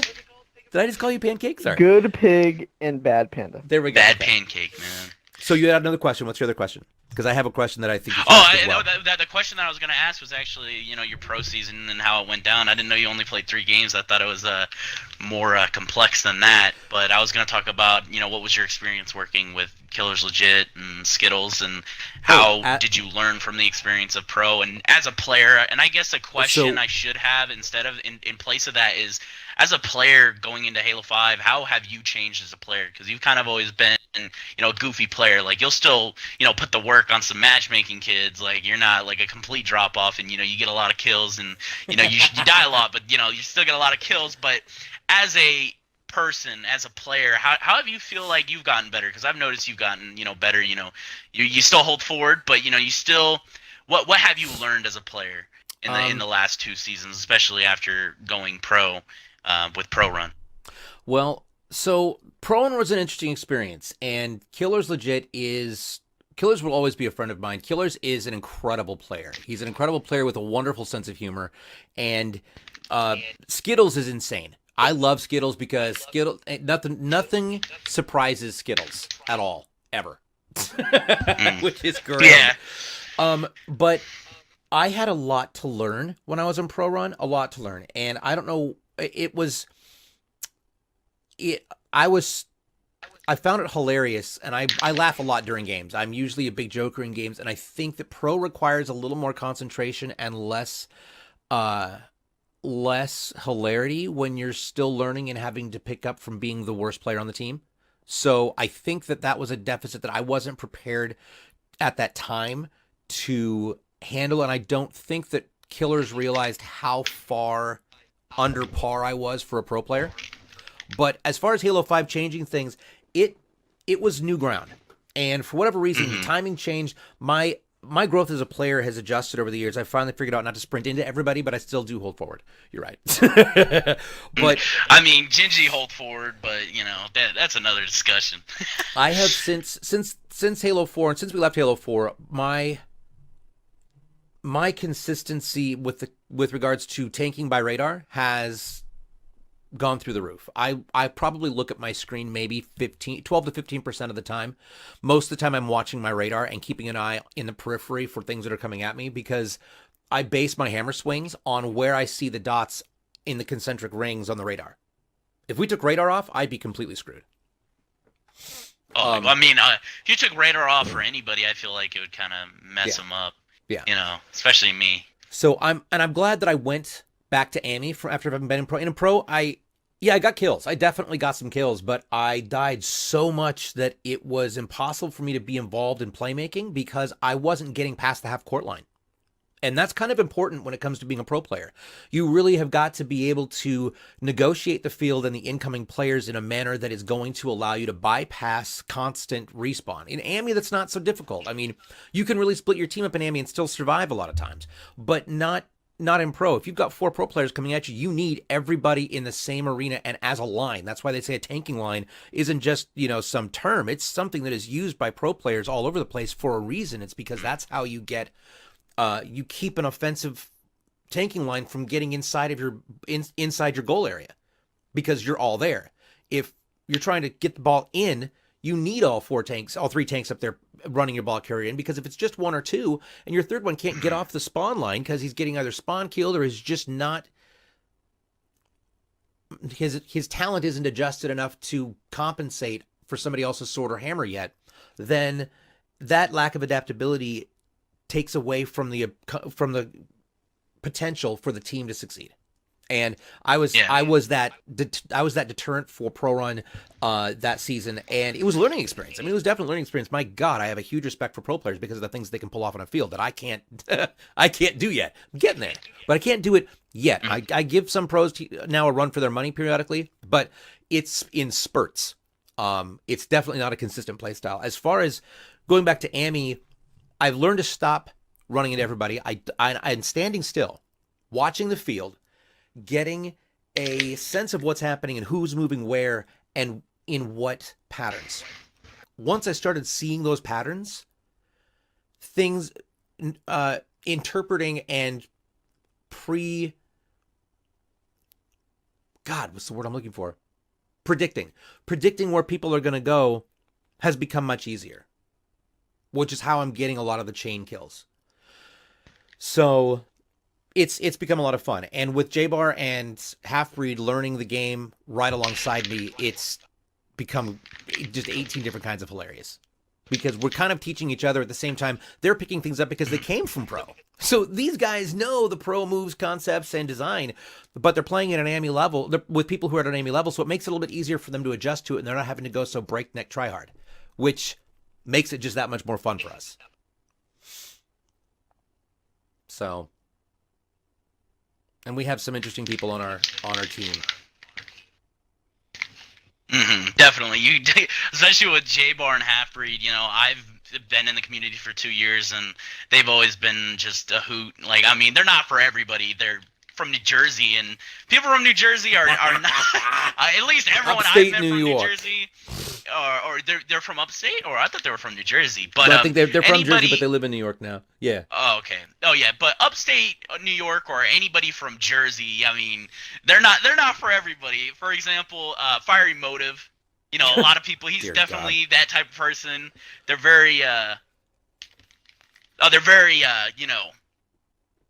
very abrasive. They're very open. They don't really care. They'll speak their mind, and that's not for everyone. A lot of people don't like to hear the truth, and a lot of people don't want to hear stuff out of people's mouth, especially if it's negative content.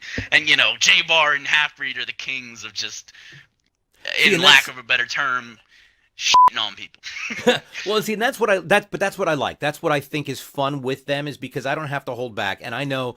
And when they say it, it's never said with the intention of malice. It's said with the intention of it's funny and it's true, and they'll usually say it in a way that's reasonably hilarious. It's kind of like the Euros. Yeah, like for example, the Euro League, they're a lot like that. So like you hear lifelong friends like Lord Ray and Mallard Quaxon, giving each other just back and forth, Right. just completely just dogging on each other all the time, and Yeah. It's just funny how it works out. Yep. So you kind of talked about the diversity of GTS and how you got a bunch of people from different ends of the community to participate in this. Would you like to talk about the people who are a part of GTS and like what their purposes are and why you brought them on? Absolutely.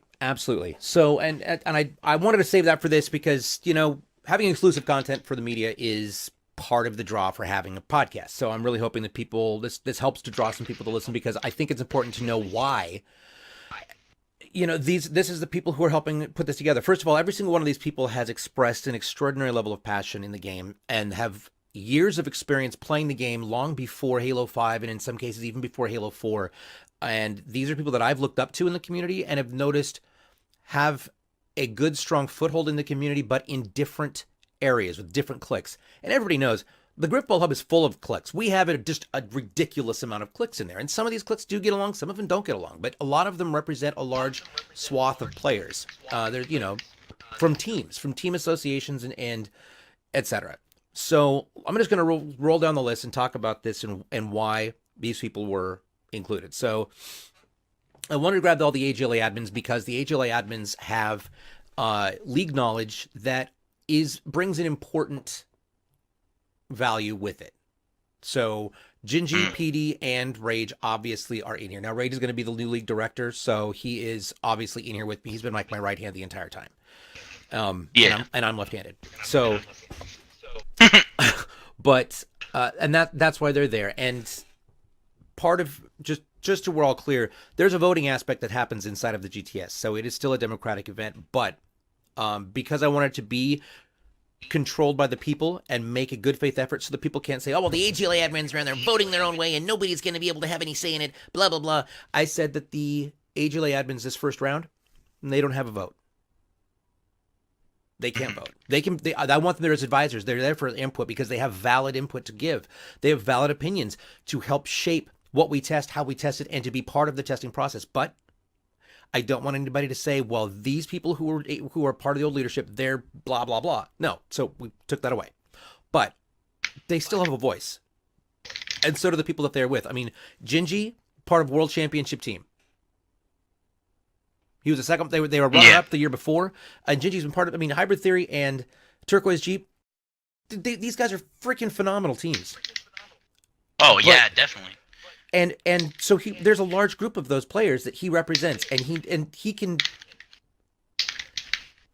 provide the input that they have into the circle of what we're doing. Same thing with Perfect Demise. Now, Perfect Demise is here for a different reason. Yeah, he's an AGLA admin, but also you and Demise both, which were wild cards. I'm not going to lie, you guys were wild cards. But if it wasn't for the conversation that you two had, none of this would be happening because I hadn't figured out how to frame this into something functional. I hadn't. And I wish to God that I hadn't forgotten what it was that you'd said. But it for whatever reason, it inspired me. People who inspire me, there's a reason that there and it doesn't happen super often. But when it does, it's something to take note of. And so I knew that having the combo of you two together is going to do something. There's more. Your job is not done yet. And that was when I noticed your weird temperance for production, which is why you're doing this. So you're here because you have this natural innate ability to think on a creative level that I don't think people give you credit for. And when you're out there as just Larry, Pinhead Larry, oh my gosh, blah, blah, blah, it's wild and it's crazy and it's totally uncontrolled and it's super hilarious. But it's you as a player. Putting you into a position of, in a creative position, media-wise, accesses a whole different side of you that I didn't even know existed. And it it needs to be explored because I think you have a knack for this, and I think that it's something that we are going to benefit from both on the level of entertainment and information, and because eventually this is not going to be something that I'm regularly on because I'm not going to have to. You and your personality and the guests that you're going to have on and PD and Rage, I think you guys are going to be able to handle this and become a new side of the media. Not to mention, with this new media, we have now attained advertising space. Because once this thing gets off the ground, I can say, hey, you know what, we can have these different segments be presented by various different sponsors. You know? Like Good Pig, Bad Panda brought to you by blank, blank, blank. Yeah. You know, and there you go. That'd be so interesting. that provides that opportunity. Then I can do voiceovers and I'm not actually on the show and doing voiceovers. It's, you know, it just works itself out. So there we go for that. Next on that list is Man Cannon. Man Cannon represents, well, Man Cannon, first of all, is the first person to spot me. If it wasn't for Man Cannon, I wouldn't have been part of the hub, period. Man Cannon can see talent in people that isn't necessarily visible to others. And Man Cannon's not a really super outspoken person. He's kind of shy, to be honest. But he knows what he's doing and he knows what he's looking for. And with that given, he knows when something isn't necessarily right. But he represents that entire group of people, like Shadow's previous clan. He's been part of that. He was on that team. I remember when they won the championships at RTX, 2 years ago? So yeah, there's an entire side of that he represents, that whole clan, that clique, and that's one of the reasons why I brought him in, because I wanted his opinion on things, and I know that he knows me and that I know him, and we communicate well on that level. Right next to him is Digital Pain. Digital Pain is analytical. Digital Pain is brilliant, and I'm not trying to, I guess, expose information on people, but for those of you who don't know, Digital Pain's basically a virtual genius when it comes to things like math and analytics and numbers, logically speaking. This is why the kid is absolutely nuts when you put him in a game, and I've seen it live, and it's crazy. He just stands there with this little smirk on his face and kind of half giggles as he's kicking the crap out of you in the middle of a game, and he finds it amusing, and it's the most hilarious thing to watch, even if you're standing right next to him. And I stood right next to him while he kicked my butt at RTX 2 years ago. It was hilarious.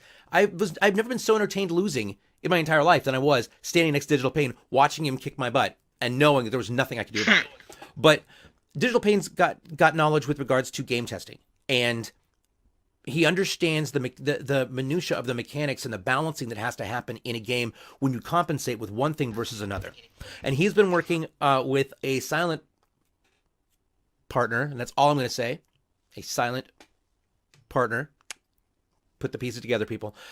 Who is also a very, very astute player who understands the mechanics of the game, but he likes the mechanics of the game on the other side. So we've got somebody who's very, very pro no slide and somebody who's very, very, very pro slide working together to come up with every possible combination of changes that may need to be looked at. So we've got a full grid to test with. So that's why Digital Pain is here. They just got a good, calm voice about him. He knows how to express himself, and he knows how to answer questions when I ask them in a productive and proactively constructive way. So next, we're going to bring it down here, Nets Pride. Nets is here because we need somebody to represent that whole crew. And I refer to them as Tonga's tribe. Well, I don't know what's going on with Tonga right now, but I know Tonga's active, and Tonga's group has years and years and years of experience between them. I know Nets knows me, and so I grabbed Nets and brought him in because I needed somebody to represent that entire faction of our community.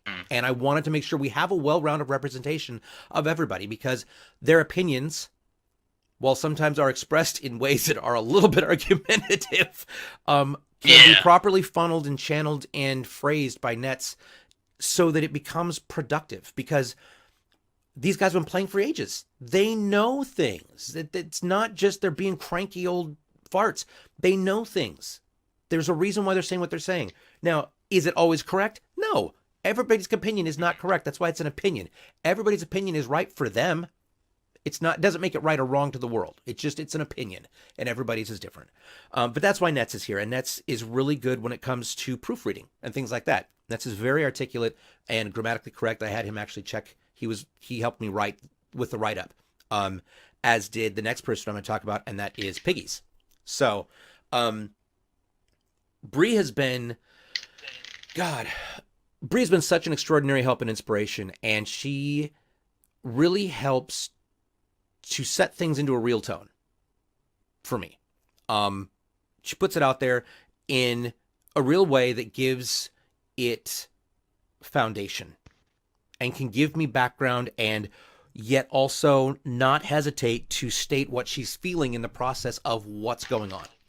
And I like that. I need that. And she's been here since the very beginning. Very beginning. She was the second person that I asked to be part of this. The third person that I asked to be part of this was Priest. Priest XYZ. Priest is kind of like the balancer. And the balancer being, Priest has a way about him that engages, what's the best way to put this? Priest has no qualms about calling me on my shit in a way that makes me really step back and look at it and think about, all right, was there another way I could have put this? And I'm going to use the example that really stood out to me, because Priest has been around for ages, long, old school player right there. But I did an interview for Ray's report before Ray revised the questions. And I answered a question in an extremely, it came across much more volatile than intended. And while what I said wasn't wrong, it wasn't appropriate. It wasn't indicative of something that a leader should say. And Priest called me on it. And as soon as he did, I realized Priest wouldn't just say that if there was nothing to be concerned about. And I went back and read it and went, okay, yeah, no, he's right. That needs to go. And within a matter of 30 minutes of it first being posted, it was removed. But that kind of brutal honesty is necessary for people to ensure that they're kept in check. Checks and balances. I have to be kept in check as much as anybody else. And Priest does that, and doesn't just do that with me. He does it with everybody. And he's a very calming force of logic and cooperation that I think brings a good balance to the group. And he only wants to be here in an advisory status anyway. So he asked to not have a vote. He actually asked to not have a vote in the things, but he's there as an advisor. And of course, Ugloff is there because Oogie has been he's been the right hand of broadcasting since before RTX. He was the intern that just stood out and was right there and kind of became my regular co-host. And Trespass has since come in as a tech, and Trespass isn't part of the GTS yet. He's handling the outside of broadcasting while Oogie and I are inside of the GTS doing what we're doing. But Oogie has been here as well, and he represents a lot of the Ammy community. Even though he's a pro, he is heavily involved with everybody, and he's kind of a central point, and a lot of people talk to him. So he hears lots of things, hears lots of observations, and hears lots of different opinions from people because he conversates with everybody. So it's a great influx of information that he can provide of going, okay, well, what about this? Okay, well, what about this? Well, what about that? And it's a good alternate to me because being in the position that I'm in now, I'm noticing already that there is a change in behavior around me. People aren't necessarily as free with their opinions as they used to be, and I understand that. I figured that might happen, but I'm still just me. And finally, the person who's been here since the very, very beginning, and he's been the most helpful in getting this whole process running in the background is Noplex. Oh yeah, Noplex. And he's a super reliable person in the community. I just got to give a quick shout out to Noplex. Just a true lad and a true, he's low key one of the heart of the community. Yeah. And I'm so glad he's participating in this. And I knew that Noplex Noplex has been there every time that I've gotten a little bit down or a little bit terrified or had a momentary lull in confidence when, oh God, am I doing the right thing? He's been there to talk me through it. He's also been there to continue he has been out there pushing events, pushing recruiting, getting people involved, getting people talking that weren't talking previously. And he and Piggies have been running the hype train for the GTS, getting everything going and getting some of these vets back. We have vets returning. Vets who were ripped. They were retired. And now they're coming back. That's great. So, and if I didn't have if I hadn't seen that type of drive and that type of passion and that type of consistent positivity in his behavior, I might have gone, okay, well, it's Noplex. Except I've never had a problem with Noplex. So this was awesome. And as soon as I expressed this to the leadership, they all went, if this is where you're at with these people, then go for it.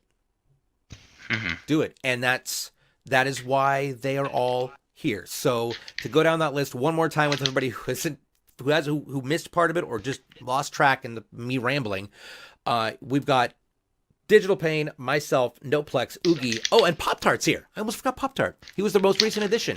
Pop-Tart's here because Pop-Tart is a community butterfly. It sounds worse than I meant it. But Pop-Tart knows everybody. Getting communications out and finding the right people and noticing things about people who have natural... They've got a natural inclination towards leadership or towards being involved. Pop-Tart's going to know who that is. He's got motivation to do it, and he's always so helpful, and that's why he's in here. So just to run down the list, and let me look at the list on Discord right now. So Digital Pain, myself, Noplex, Oogie, Pop-Tart, Rage, Cannon, Gingy, you, Nets, Perfect Demise, Priest, and the Piggies. That's who now. Well, when you said you, are you pointing the finger at the audience? At Pinhead Larry. So Yeah. that is. I'm more than just you. So yeah, that's who the GTS is, and during our next AGLA season, which will be after this coming GGL, we're going to be opening the doors to the GTS for more passionate players to come in, because it's just so that we're all clear. This is not a locked-in group that will only be just us. There's going to be others, and some people are going to filter out and flow out because there are going to be changes. Some people are graduating college, some people have got new jobs, and they're going to we're going to have to filter people in and out. And that's totally understandable and acceptable, and we want the community to be involved. So if you're somebody with passion, and you've got an opinion or suggestions, I'm not going to say an opinion, I'm going to say suggestions, proactive suggestions, observations of this game sucks, or they don't know how to make a game, and blah, that's not a suggestion that's helpful. Suggestion that'll get you slapped in the face with a trout. Just as an example, not really saying buy a trout, just unless you like fish. Mm-hmm. No, I hate Sidebar. it. I absolutely. But if you've got a suggestion, hey, have you guys considered trying this? Or I had an idea, what if we tried this? If you have game event ideas, you know what? Hit up Noplex. Noplex is creating a running list of events that people have been asking to consider doing that we're going to start implementing once we get into competition season. But right now, the focus is getting everything lined up because we only have 3.5 weeks until June. AGLA should be done by the beginning of June, and then we are going to just roll right into the GTS. So we've got 3.5 weeks to get it all finished, get all the surveys created, get all the game types solidified, and then roll right into testing before we roll into GGL. So those are the people who are going to be doing it. If you have questions for those people, please don't hesitate to ask. And also just know that we don't necessarily have all the answers yet. We don't. And that's just because it's still in its final stages of becoming. But if we don't have an answer, we're going to come up with one. But just be patient, and it will happen. I promise. We're going to make this. We're going to get everything. We're putting the fleet back together. It's a Battlestar Galactica reference that nobody's going to understand, but whatever. I don't know about that. I've never watched Battlestar Galactica, but honestly, my favorite answer to everything, and it's an answer that a lot of people don't like to accept, is I don't know.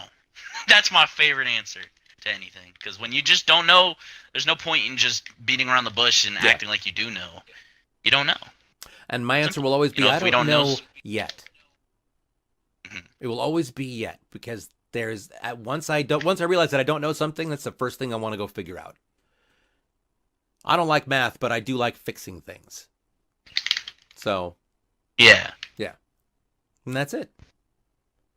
All right, so I've got one kind of an interesting question for you, because people are in the community of Grifball, they may not understand like how it really has affected their life, but you just want to take a step back for a minute. For example, for me, 6 years ago, I was pretty much not to go too deep with this, but I was a borderline college dropout. I really didn't know where my life was going to go because I was very young and I didn't plan ahead. And I hated college. I've hated college from the start to finish. But that's exactly when I started to get involved with Grifball in the community, and it kind of carried me through it. And now I'm a graduate, I've got my job, and I know where I'm going with my life. In the midst of those 6 years, about halfway through, you had yourself a very life-changing moment with your accident, which I'm sure many people who know DJ and have spent some time with him know what I'm referring to. If not, that's his story to tell, but quite frankly, it was just a very life-changing moment for you. And if you could go back, if you could look at your life beforehand and afterwards, because you probably would have never have joined this community or known about it if it wasn't for that accident. Because it's affected you quite a bit. It's brought up a lot of hardships in your life. And knowing where you are now and where you were the day before, if you could go back and in that moment know that that accident was going to happen, would you let it happen again, knowing where your life has ended up? Absolutely, hands down, 100%. Completely. I think that accident was the best thing that's ever happened. It's also one of the funniest things that have ever happened, only in the sense that I got hit by a Dodge. And I know it's a terrible joke, but it said Dodge right on the front of the car. You'd think I would have gotten the clue, get out from in front of the car. But no, I didn't. Yes, a very DJ answer. But yeah, no, there's not a day goes by that I wish that I hadn't been hit by the car. Yeah, I sacrificed some physical vanity. You know, I did lose some physical vanity, but I traded that for a discovery of a talent I never knew I had, and the drive and inspiration to do things that I never thought I could, and go places that I never thought I'd be going. And in 3.5 years, I have met the very people who inspired me to become a caster, who found me and said, you should get on Twitch, and taught me what Twitch was. I mean, Goose taught me what Twitch was. If it wasn't for ManCannon finding me in that game that night and me messaging him going, holy crap, you're awesome. He's like, yeah, well, you don't suck, so you should go over here. But if he hadn't said that, we would have never found the GrifballHub. If the NSAA had never gotten a GrifballHub, I would have never met Goose. Goose would have never got me on the show. If that had happened, I probably would have never started watching HCS. I would have never heard Bravo speak. And it wasn't until hearing Bravo speak that I realized this is what I want to do. And then I got to meet, and then because of all that, I got into school for broadcasting. That very first year, I got to meet Andy Bravo Dudinsky. So, you know, it all led forward, and now suddenly I'm helping run one of the greatest communities I've ever had the joy of being involved in. I have a production team that spans across 2 different continents. I don't think you could ask for a better life. And given the fact that I've literally stared death in the eyes, I definitely would say this is amazing. And I wouldn't change a minute of it. Not to detract from what you just said right there, but I'm not gonna lie, the way you put it right there, that put a bright ass smile on my face. That was beautiful. It's the truth. That truly was. That was. It's just one of those things you think about, because when people get into arguments and we get into our discussions about game types and who's an admin and blah blah blah, whatever it is. And a lot of the times it will lead to it's just Grifball. But at the end of the day, for people who have been here for 10 years or who have been here for 3 years, there's a purpose to everything that you put this much time into. Yeah. And I think sometimes you just want to take a step back and think how much something as little as one game type in Halo has had an effect in your life. Because I know for me and DJ especially, it's had an effect, and it's very clear. And to not take that for granted. We found our tribe. We found our people. Grifball is a game type, yeah. GrifballHub is a community. And that's the difference. And we'll do anything to save our community. You've been listening to the Grifball Community Podcast. For more information on how you can get involved, head on over to GrifballHub.com. You can also follow us on social media. That's Facebook, Instagram, and Twitter at GrifballHub. Tune in to our live streams Tuesday, Wednesday, and Thursday nights from 6 to 8 p.m. Pacific. That's 9 to 11 Eastern, only on twitch.tv/GrifballHub. Yo, what's going on, everybody? Welcome to the Grifball Community Podcast, where we discuss all things cringy and all things Grifball. I'm your host, Pinhead Larry 24. Okay, let me see. Not perfect. The it's so bad. Wow, my lord! I don't know where I was. I just saw the beginning of the blooper reel. It's terrible. I'm not perfect, Demise. I'm not going negative. Gotta beat that into my head, man. I'm going neutral. I'm going mutual. Okay, so. Let's try it again. Turns out Pinhead Larry wants to be perfect demise. Okay.